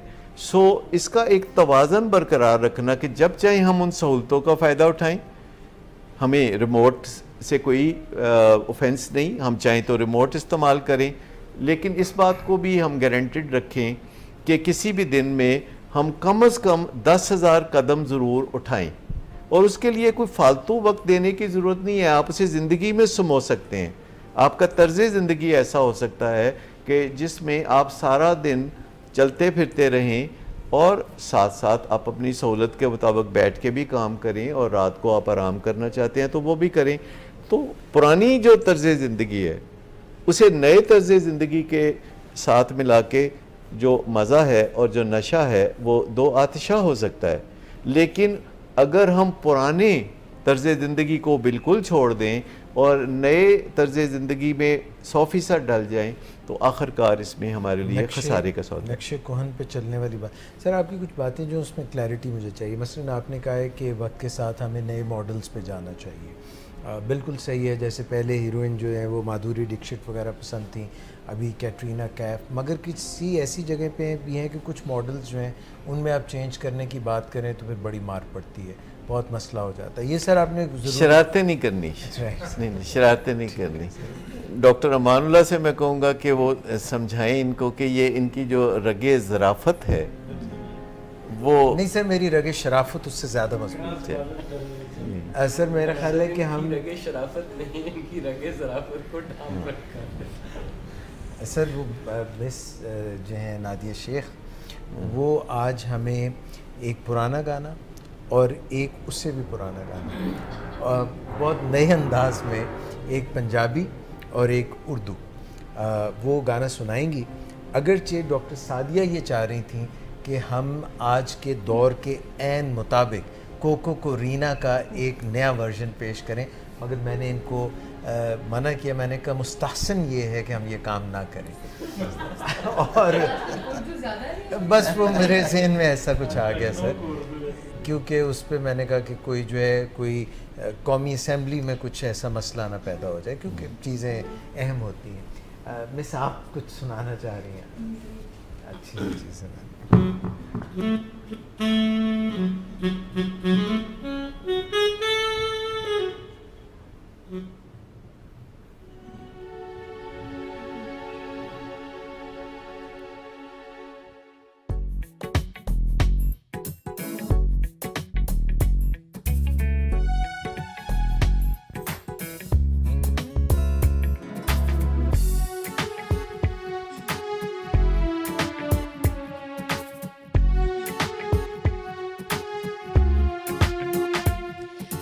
चुरा लिया है तुमने जो दिल को, नजर नहीं चुराना सनम,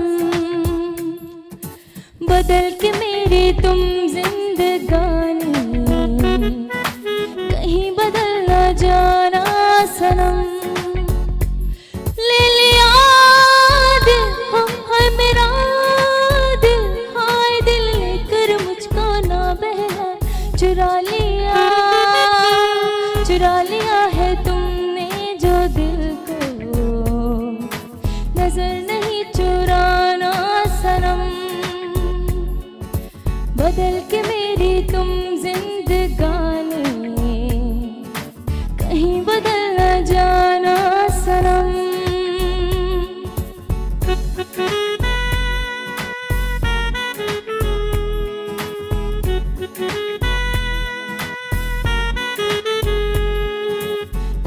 गुजारा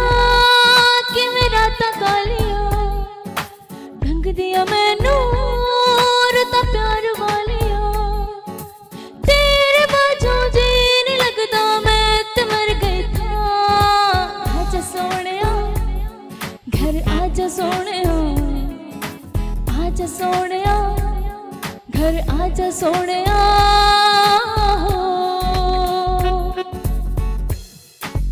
बाहर बन के आओ कभी तुम्हारी दुनिया में, गुजर न जाए ये दिन कहीं सी तमन्ना में।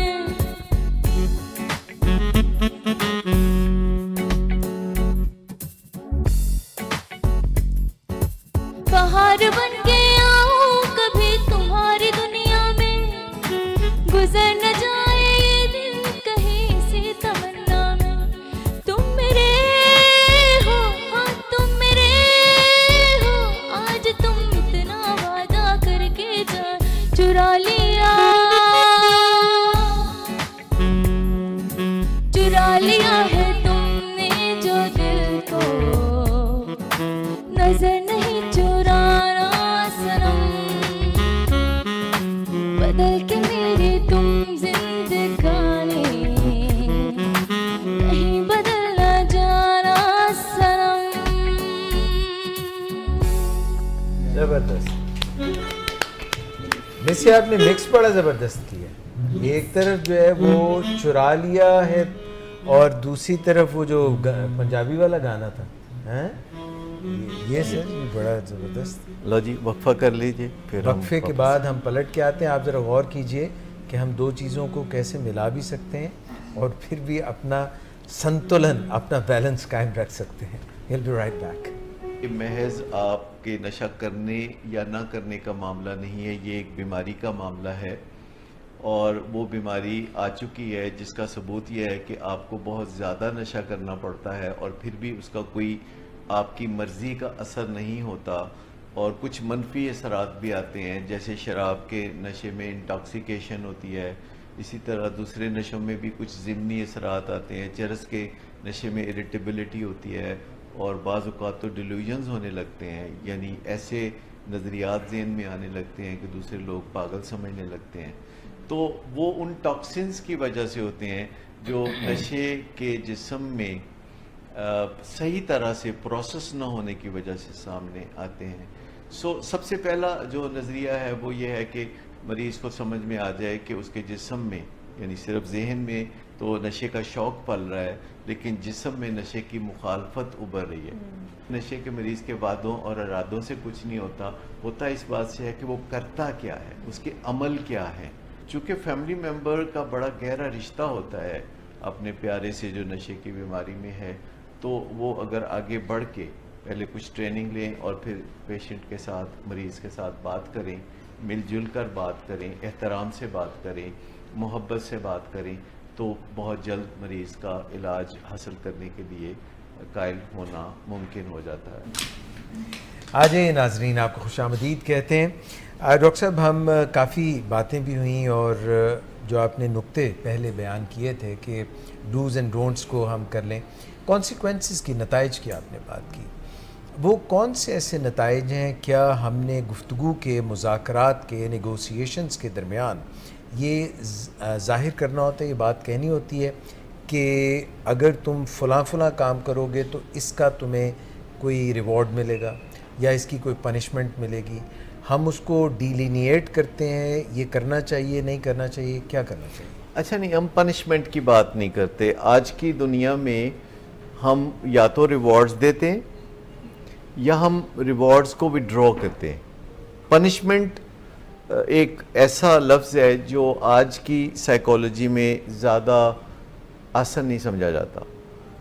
हमें रिवॉर्ड देने या रिवॉर्ड रोकने की बात करें, कुछ नई बातें हैं। जैसे कि आप अगर अपने बेटे को कोई चीज़ देते हैं, जैसे कि कोई मोटरसाइकिल देते हैं किसी रिवॉर्ड के तौर पर, तो जिस चीज़ के रिवॉर्ड के तौर पर वो आप देते हैं, तो बेटे की अब जिम्मेदारी है कि वो उस चीज़ को मेंटेन करे ताकि रिवॉर्ड मेंटेन हो।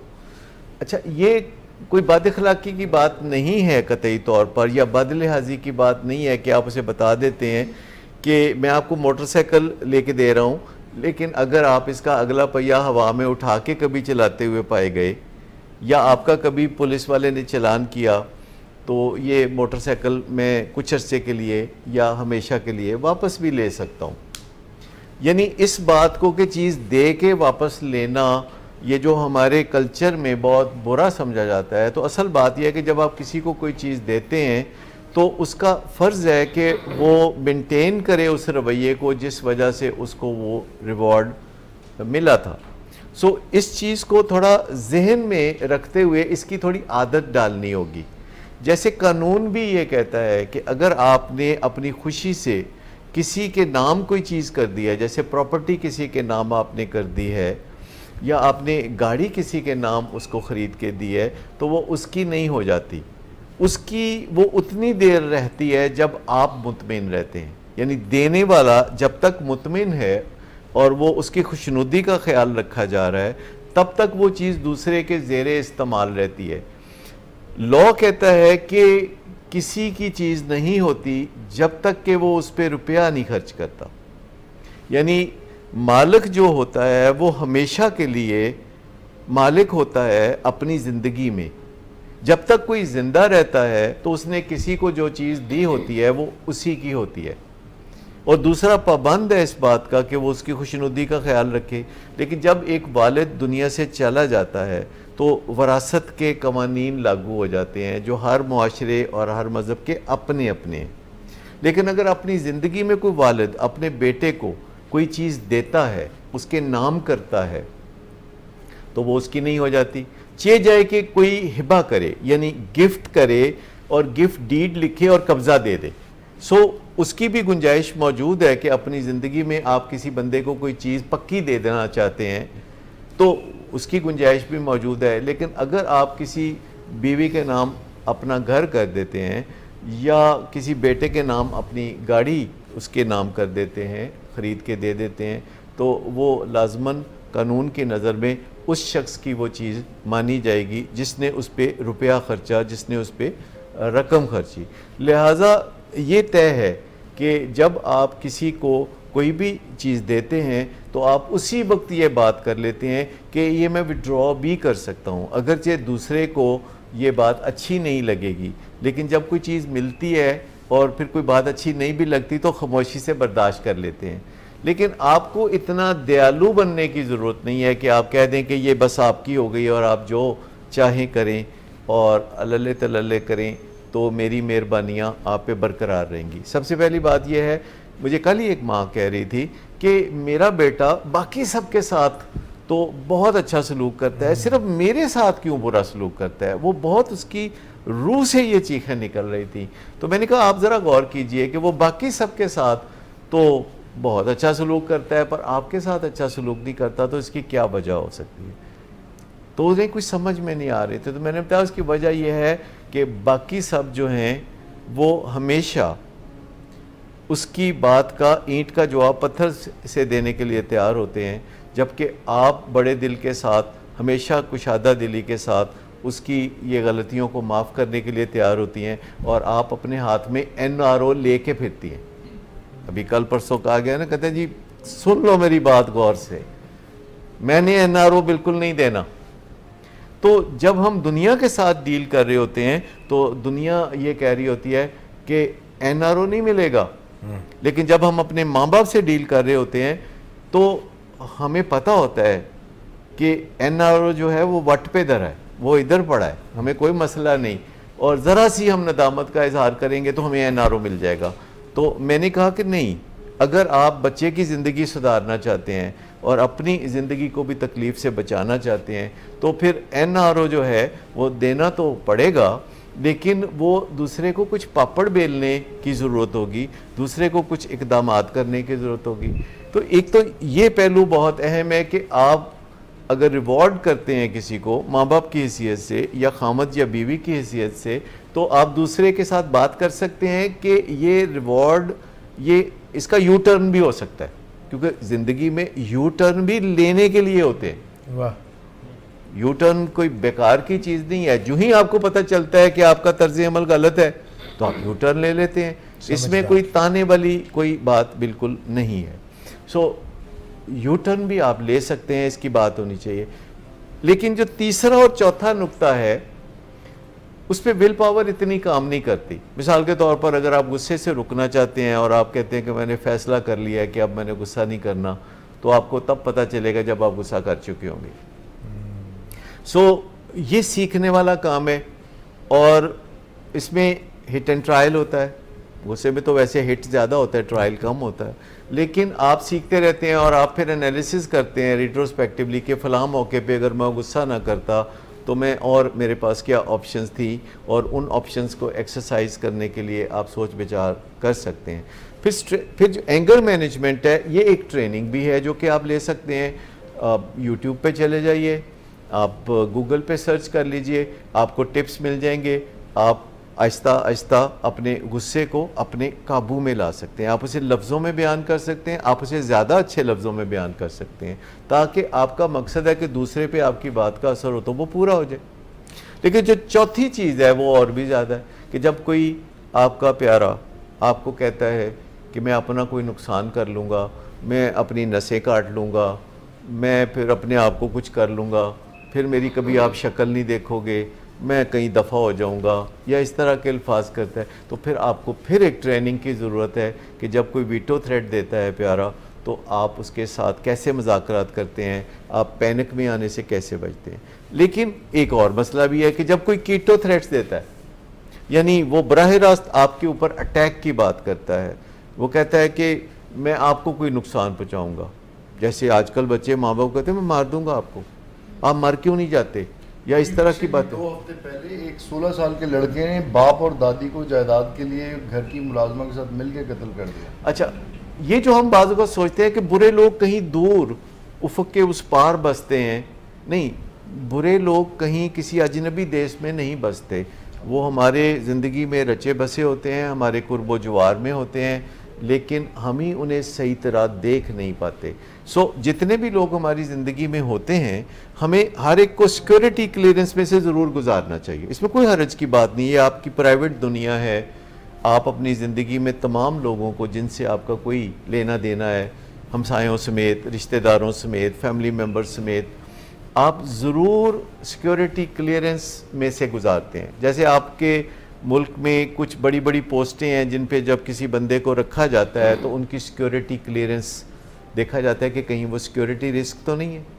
तो आपकी ज़िंदगी में जो लोग होते हैं, जो मुलाजम होते हैं, जो फैमिली मेम्बर होते हैं, जो हमसाए होते हैं, जो दोस्त अहबाब होते हैं, बज़ाहिर जो दोस्त होते हैं, तो उनको भी आपको एक दफ़ा कभी ना कभी साल के साल ये देख लेना चाहिए कि वो आपकी ज़िंदगी में क्या सिक्योरिटी रिस्क का दर्जा तो नहीं रखते। ये आपके अपने जहन की बात है, आप अपना होमवर्क करके रखना चाहते हैं, आप लोगों की बातों को फेस वैल्यू पर 100% कबूल नहीं करते, बल्कि आप शो मांग लेते हैं, आप अमली इक़दामात के लिए कहते हैं, आप बिहेवियर की बात करते हैं, तो फिर आपको पता चल जाता है। जो वीटो थ्रेट्स हैं जो कि आपके प्यारे देते हैं, तो जान निकल जाती है कि ये बच्चा अपने आप को कुछ कर ना ले, और आप पैनिक में आ जाते हैं और उसकी बात मान लेते हैं, और उससे राह हमवार हो जाती है उसकी बर्बादी की और आपकी बेचैनी की। और फिर कीटो थ्रेट्स हैं जिसमें आपको अपनी हस्ती मिटती हुई नज़र आती है और आप शर्म की वजह से किसी को बता नहीं सकते। आप पुलिस को जाके नहीं कह सकते कि मेरा बेटा मुझे जान से मारने की धमकियाँ दे रहा है। आप पुलिस को जाके कह सकते हैं कि मेरा हमसाया मुझे जान से मारने की धमकी दे रहा है, लेकिन आप अपने फैमिली मेम्बर के बारे में बात करते हुए शर्माते हैं। लेकिन जो तरक्की याफ्ता ममालिक हैं वहाँ हमेशा वालिदैन पुलिस को फ़ोन करते हैं, बीवी पुलिस को फ़ोन करती है कि मेरा खामद, या वालिदैन कहते हैं कि हमारे बच्चे जो हैं हमारे लिए ख़तरा बने हुए हैं, और पुलिस आके तो फिर उनके साथ एक इंटरव्यू करती है, और उस इंटरव्यू के नतीजे में या तो फिर उस बंदे को पकड़ के ले जाते हैं ताकि समझाएं बुझाएं, या उसे वार्निंग दे के तो छोड़ा जाता है। तो चारों चीज़ों में से जो गोल सेटिंग है, यानी डूज़ एंड डोंट्स, ये सबसे आसान है। लेकिन दूसरा जब इख्तलाफ राय करता है तो आप उस इख्तलाफ राय को ब्रिज करने के तरीक़ों पे काम करते हैं। ये स्किल सब जगह आएंगे। आप क्रूशल कन्वर्सेशन सीखते हैं, क्रूशल कन्फ्रंटेशन सीखते हैं, जब कोई वादे तोड़ता है तो आप उससे कैसे बात करें। फिर आप रिवॉर्ड एंड पनिशमेंट के ऊपर बात करते हैं। अगरचे मैंने कहा कि पनिशमेंट जो है वो आज की साइकोलॉजी का दौरा इम्तियाज़ नहीं है, लेकिन जब हम रिवॉर्ड विड्रॉ करते हैं तो दूसरा तो इसको पनिशमेंट ही समझता है। जब कोई रोज़ पिज़्ज़ा खाता है और एक दिन हम कहते हैं कि आज पिज़्ज़ा नहीं खाओगे तुम रात 2 बजे, तो वो समझते हैं कि ये पनिशमेंट है, ये बड़ी कमीनी हरकत की है माँ बाप ने। बच्चे आजकल बड़े बहुत क्लियर कट जो है वो इस तरह की राय। पेरेंट्स ने अपने आसपास माशरे में वीटो थ्रेट बच्चों को पहले देते देखा होता है और फिर उसी पे अमल करते भी देखा होता है किसी और फैमिली में। जैसे किसी ने अपने वालिदैन को थ्रेट किया है कि मैं अपने आप को मार दूंगा और वो सुसाइड कर लेता है, तो वो पेरेंट्स उनको देख के डरे होते हैं, इतना डरे होते हैं कि उनके बच्चे ने ये उनको धमकी दी थी, उनके पेरेंट्स ने सीरियस नहीं लिया, ये उनकी बात नहीं मानी, तो वो उसने जान दे दी। हमारा बच्चा भी वही डिमांड कर रहा है और वो डर जाते हैं कि कहीं खुदा ना खास्ता हम इस मामले को डिले देते देते उस पोजीशन में ना आ जाएं कि हमारा बच्चा भी हमारे हाथ से निकल जाए। तो उस जैसे आप कहते हैं कि मोहब्बत से डील करना चाहिए वीटो थ्रेट को, वो मोहब्बत कितनी टाइम के लिए होनी चाहिए? नहीं, मैंने मोहब्बत से नहीं कहा, मैंने कहा महारत से। महारत है, सॉरी। है पहली बात मैं ये कहना चाहूँगा कि आपके इस सवाल से मुझे मौका मिला कि मैं एक नहायत अहम नुक्ते की वजाहत यानी कर दूँ।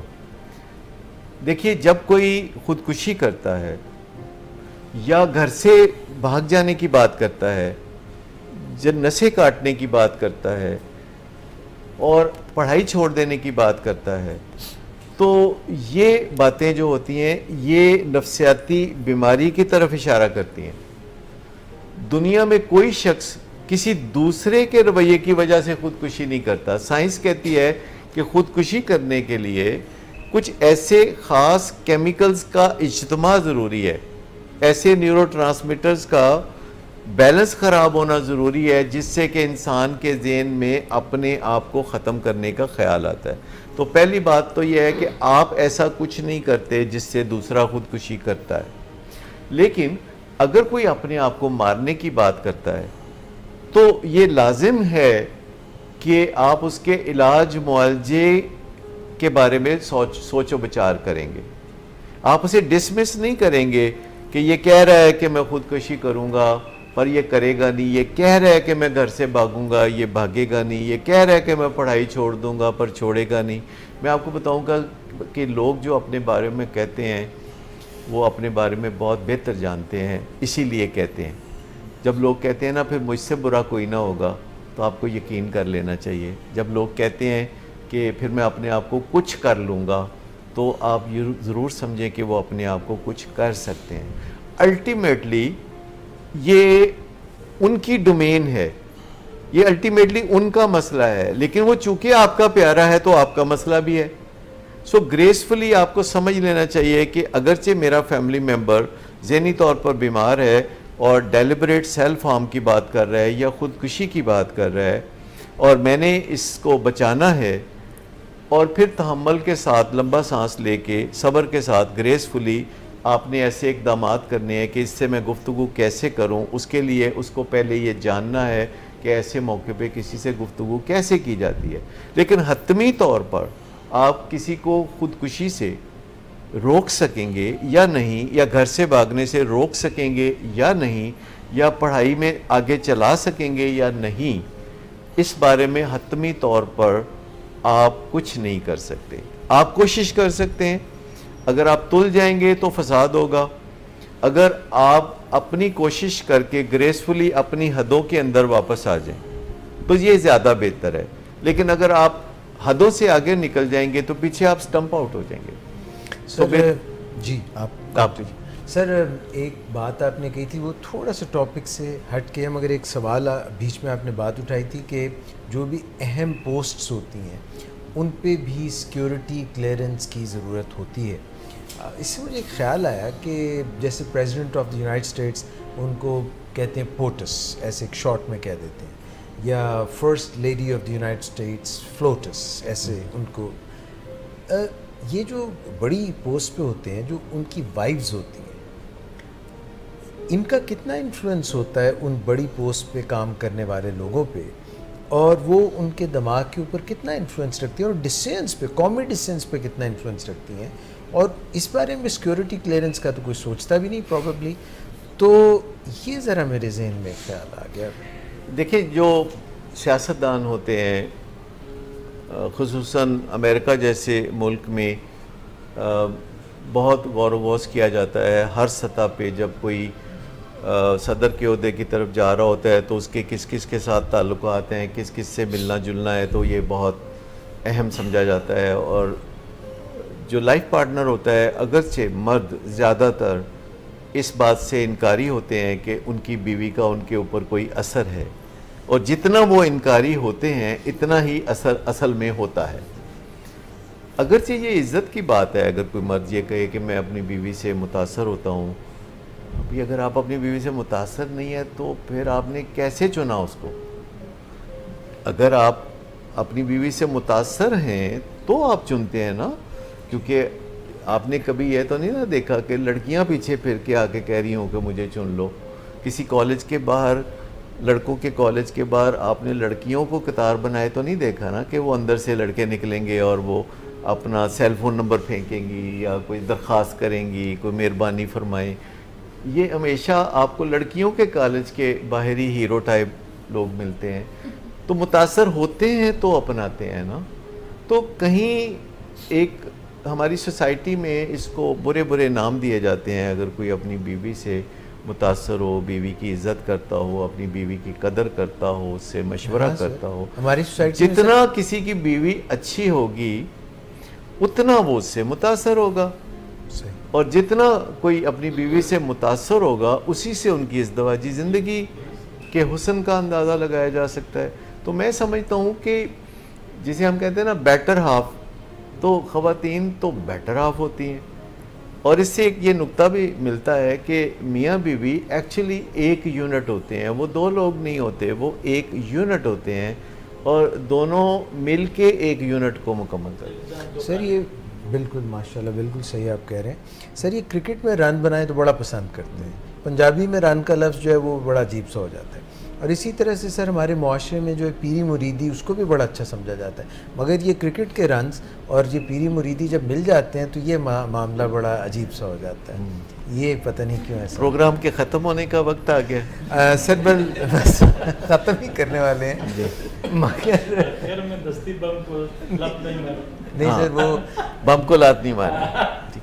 डॉक्टर साहब इन्हें बताएं खैर और बरकत के लिए कि क्या तर्ज़ ये सर दुआएं मुझे बताते रहते सर। जैसे डॉक्टर जाद आपने बात की है ना कि कितना इन्फ्लुएंस होता है ये जो पॉलिटिक्स के लोग होते हैं, इनकी वाइफ्स का, क्लियरेंस की भी बात आपने साथ में कहा कि उनकी वाइफ्स का इनके ऊपर कितना इन्फ्लुएंस होता है। तो मेरे ख्याल से आजकल जो हमने देखे, आजकल इतना नहीं होता, लेकिन अगर हम हिस्ट्री देखें, जैसे हुर्रम सुल्तान थी, उसका सुल्तान सुलेमान पे कितना ज़्यादा इन्फ्लुएंस था। I think it also depends on the guts. आपकी जो फीमेल है उसके अंदर बंदे की 150 बीवियां हो तो फिर उसके घर सर यही सवाल मेरे भी ज़हन में आया था। नहीं सर, उन्होंने 100-150 बीवियां हो तो फिर एक सर उन्होंने उसको चुना था and then he got married to her. Sir वो जो थी डॉक्टर सादिया हुर्रम सुल्तान थी, मगर उसके साथ एक हरम भी था। वो ऑन सीरियस नोट आपको बताता चलूं कि दुनिया में जब सरबराह मुमलिकत बाद में अपनी ज़िंदगी के बारे में लिखते हैं, जैसे जॉर्ज बुश ने लिखा या उनके वालिद ने लिखा, तो वो अपनी बेगमात का जिक्र बहुत करते हैं। प्रेसिडेंट ओबामा ने भी अपनी साहबा के बारे में जहाँ लिखा तो बहुत। सर आपने उनकी स्पीच भी सुनी होगी जिसमें ही स्टार्टेड क्राइंग, इतने वो इन्फ्लुएंस थे अपनी वाइफ से, जो उनकी गुड बाय स्पीच थी। उनकी वालदा का उनकी ज़िंदगी में बड़ा रोल है, उनकी बेगम साहबा का बड़ा डेफिनेटली।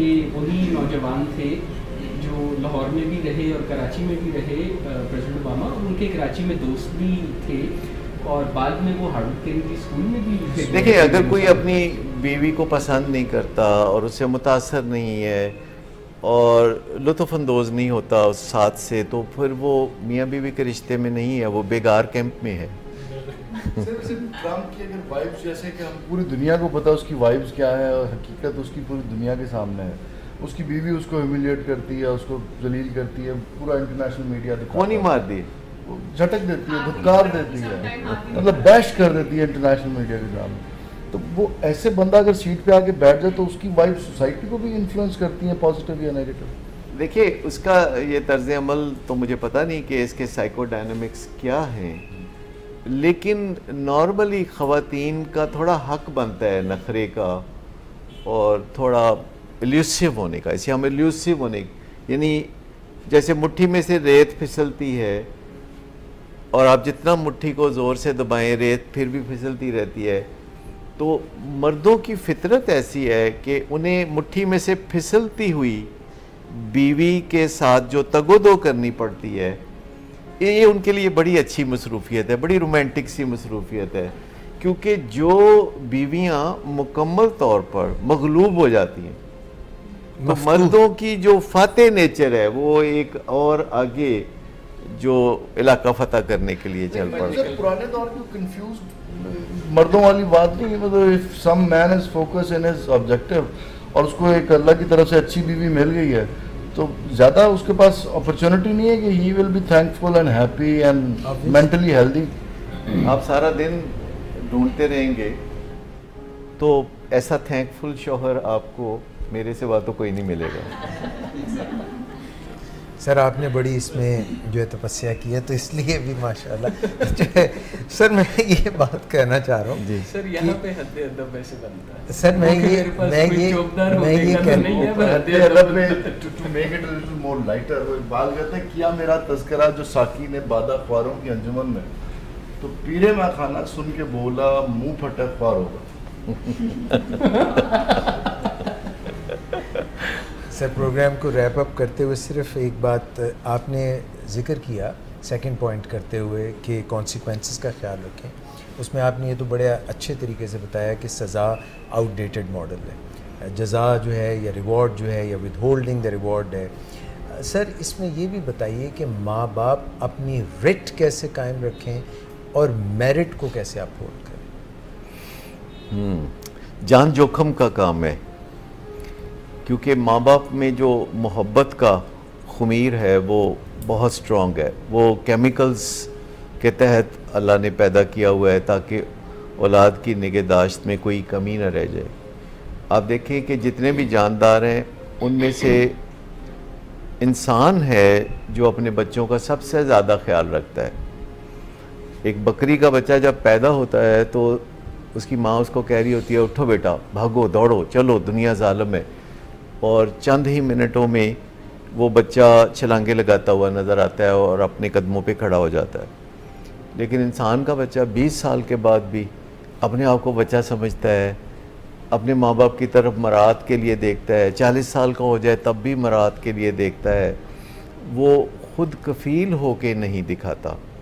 सो माँ बाप को रिट कायम करने के लिए थोड़ा बेदीद होने की ज़रूरत है। ये एक ऐसी चीज़ है जो माँ बाप में नहीं पाई जाती, इसकी ट्रांसप्लांटेशन करने की ज़रूरत होगी। इसकी जैसे वो स्टेंट नहीं डालते डॉक्टर जी, तो जैसे वो कोई अंदर से नहीं होते, स्टेंट जो होते हैं वो डॉक्टर बाहर से डालते हैं। इसी तरह जो बेदीदपन का पहलू है ये हमारे जैसे डॉक्टर बाहर से डालते हैं, माँ बाप के अंदर होता नहीं है ऐसा कुछ। ये तब ज़रूरत पड़ती है जब बेचैनी होती है, जब तकलीफ़ होती है, जब बच्चे की ज़िंदगी तबाह होती हुई नज़र आती है, जब माँ बाप को किसी कुल चैन नहीं आता, तो फिर उन्हें ये थोड़ा सा जो टफ़ लव है, ये थोड़ा सा जो बदीदपन है वो सीखना पड़ता है। और आपको पता है कि बीमारियों के जितने भी इलाज होते हैं वो बड़े मज़े के नहीं होते।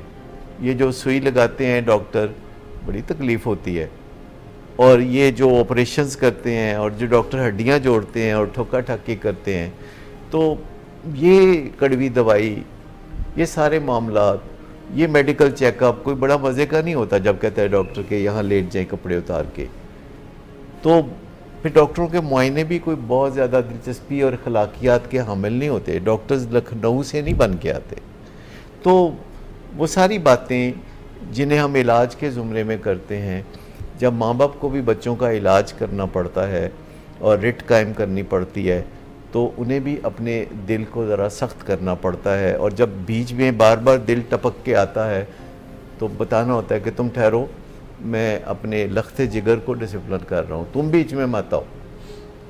तो अपने दिल को ज़रा अलग रख के तो अपने बच्चे को सीधा रास्ता सिखाना चाहिए।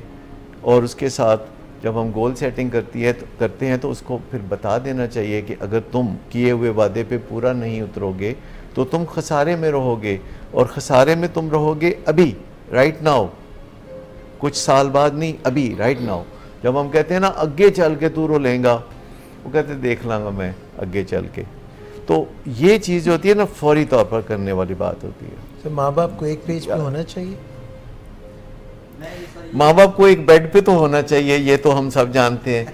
लेकिन एक बेड पे होने का मज़ा तभी है जब हम एक पेज पे भी हों, यानी एक दूसरे से इख्तलाफ राय को तय करके औलाद के साथ बात करनी। सर मैं ये कहना चाह रहा था कि अक्सर माशरे में देखा जाता है कि ख़ास तौर पे लोकल एरियाज़ में, किसी गांव में, इस तरह के बच्चे पैदा होते हैं, अभी छोटे छोटे होते हैं, लेकिन वालिदैन पहले ही डिसाइड कर लेते हैं कि इसको मैंने जज बनाना है, इसको मैंने बिजनेसमैन बनाना है, आप भैंसों को चारा डालेंगे, मतलब उनके जहन में पहले ही चीज़ें आ जाती हैं। बच्चे भी सोच लेते हैं कि इनको हमने बेवकूफ़ बनाना है। यस तो मैं कहने का मतलब ये है कि जब बच्चे बड़े हो जाते हैं, कुछ बच्चे जिनको वालिदैन ने तालीम की तरफ डाल दिया होता है, वो बड़े होकर कामयाब इंसान बनते हैं, और दूसरे जो बेचारे वहीं रह जाते हैं, तो उनकी वो ताबेदारी है वो मेरे ख्याल में कहीं गायब हो जाती है। जैसे आप कह रहे थ्रेट की बात है, तो वो बड़े होकर यही कहते हैं कि लै तुसी तो उन्होंने, मतलब आपने उनको कैसा कामयाब बना दिया, मुझे पढ़ाया होता तो आज मैं जलील ना हो रहा होता।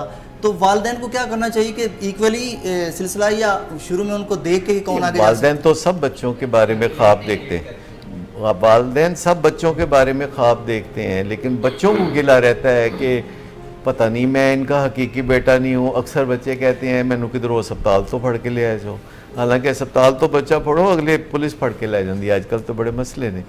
तो कोई भी वालिदैन से ये जो गिले शिकवे करता है, तो वो एक्चुअली वालिदैन को दूसरे की तरफ धकेल रहा होता है, तो वालिदैन को फिर उसकी वकालत करनी पड़ती है। लेकिन वालिदैन ख्वाब देखते हैं अपने बच्चों के लिए, इसमें कोई बुराई नहीं है, ख्वाब देखते रहना चाहिए, लेकिन ख्वाबों की ताबीर अल्लाह ताला देता है। ख्वाबों की ताबीर में आपके बच्चों ने हिस्सा लेना होता है, और ये जो आपकी ख्वाहिश है कि आपके बच्चे मिसाली हो जाएं, ये ख्वाहिश पूरी करने के लिए आपके बच्चों और अल्लाह ताला की जो एक मर्ज़ी है उसको भी ग्रेसफुली एक्सेप्ट करने की ज़रूरत होती है। सर माँ बाप और बच्चे फ्रेंड्स हो सकते हैं? देखिए, माँ बाप और बच्चों के आपस में रवैये फ्रेंडली होने चाहिए, वो फ्रेंड्स नहीं हो सकते, वो फ्रेंड्स से बड़े रिश्तों में बंधे हुए हैं। माँ बाप और बच्चे अगर फ्रेंड्स होंगे तो वो अपने रिश्ते को डिग्रेड कर रहे होंगे। देखिए, जैसे आप अपने किसी रिश्तेदार को मुलाजम बना के देख लें, 4 दिन वो खुश रहेगा, उसके बाद वो दुखी हो जाएगा, क्योंकि वो पहले आपका रिश्तेदार था, आपने उसे डिग्रेड करके मुलाजम बना दिया। आप दोस्त को मुलाजम बना के देख लीजिए कि वो कभी खुश नहीं होगा, क्योंकि पहले वो दोस्त था, अब वो आपका मुलाजम हो गया। लेकिन अगर आप मुलाजम को दोस्त बना लेते हैं तो वो अपग्रेड हो जाएगा, वो दिलो जान से आपके साथ एक चीज़ में चलने लगेगा, क्योंकि हर रोज़ उसकी इज़्ज़त नफ्स को बका मिलेगी कि ये मुझे मुलाजमों की तरह नहीं, ये मुझे दोस्तों की तरह ट्रीट कर रहे हैं। तो दोस्ताना रवैये वालिदैन और औलाद के दरमियान बहुत अच्छी बात है, लेकिन वालिदैन दोस्त नहीं होते, औलाद दोस्त नहीं होती, वो आपके बच्चे होते हैं या वो आपके वालिदैन होते हैं। और आपको ये जो रिश्ते हैं असली, इनमें किसी मिलावट की ज़रूरत नहीं है, पर रवैये तो आपके सबके साथ दोस्ताना हो सकते हैं, में तो कोई बुराई नहीं। सर मियाँ बीवी का जो रिलेशन है, ये आखिरी सवाल आज की नशिस्त में। नाश्ते तो पहले हो जाएगा सर आज ये अच्छा। बिल्कुल जी।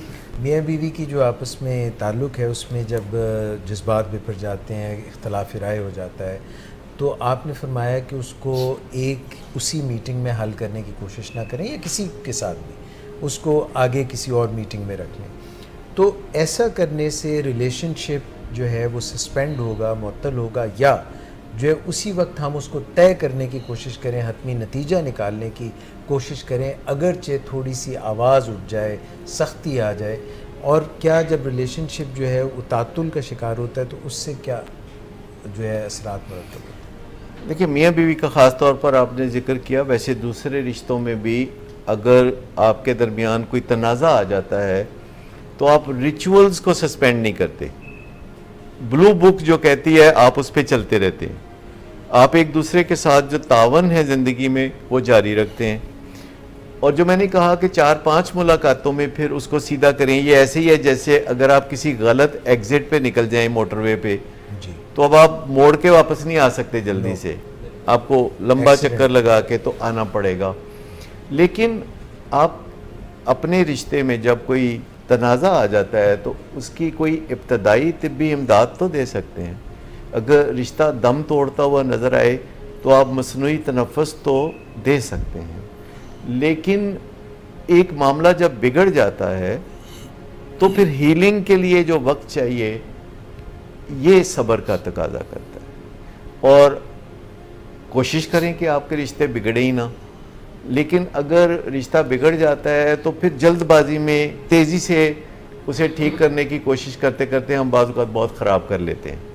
फिर तेज़ आंच से हंडिया पकती नहीं है, हंडिया लग जाती है। सर आपका बहुत शुक्रिया, जितने भी शुरका हैं आज जिन्होंने हमारे साथ गुफ्तगू की। मुझे तो प्रोग्राम का बहुत मज़ा आया और बहुत वेरी लर्निंग प्रोग्राम, बहुत जो है सीखने का बहुत मौका मिला। मुझे उम्मीद है कि हमारे नाज़रीन ने इससे बहुत इस्तिफ़ादा किया होगा। आज के प्रोग्राम सर इजाज़त लेने से पहले ये जो मुज़ाकरात के नेगोशिएशन के जो टैक्टिक्स हैं और जो तरीक़ाकार हैं, ये किसी बैड इंटेंशन पर मबनी नहीं है, बल्कि गुड आउटकम के लिए हैं और इनको ज़रूर अपनी ज़िंदगी में लाइए। मज़ीद कुछ पूछना चाहें डॉक्टर सदाकत अली से आप पूछ सकते हैं, इनबॉक्स में हमसे रब्ता कर सकते हैं। विलिंग वेज का फ़ोरम इसीलिए है कि हम मुख्तलिफ़ जो पहलू हैं ज़िंदगी के उन पर बात करते रहें।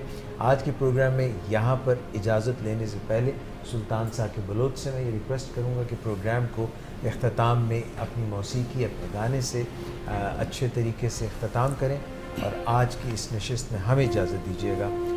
Over to you and from us, अल्लाह हाफ़िज़।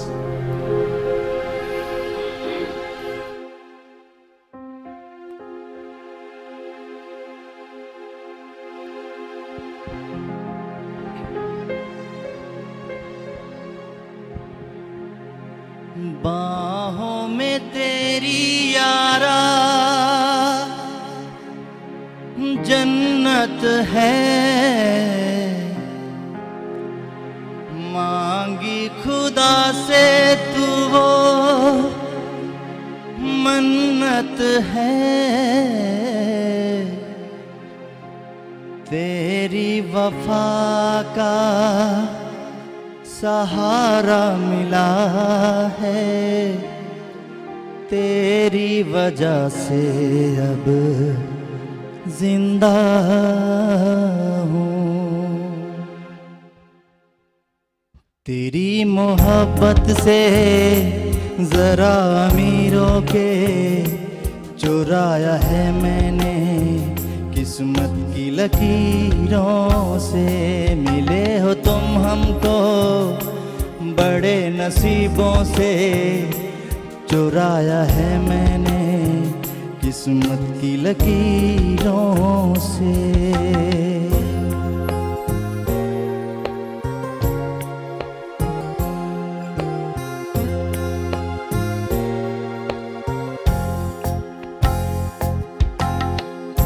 तेरी चाहतों में कितना तड़पे हैं, सावन भी तुझ बिन कितने बरसे हैं।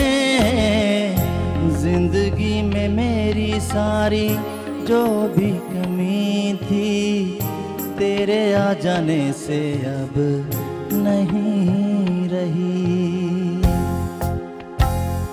सदा ही रहना तुम मेरे करीबों के, चुराया है मैंने किस्मत की लकीरों से।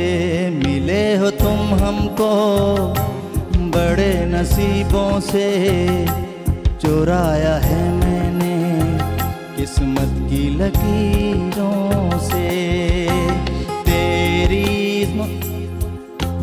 तेरी वफा का सहारा मिला है, तेरी वजह से जिंदा हूँ। मिले हो तुम हमको बड़े नसीबों से, चुराया है मैंने किस्मत की लकीरों से।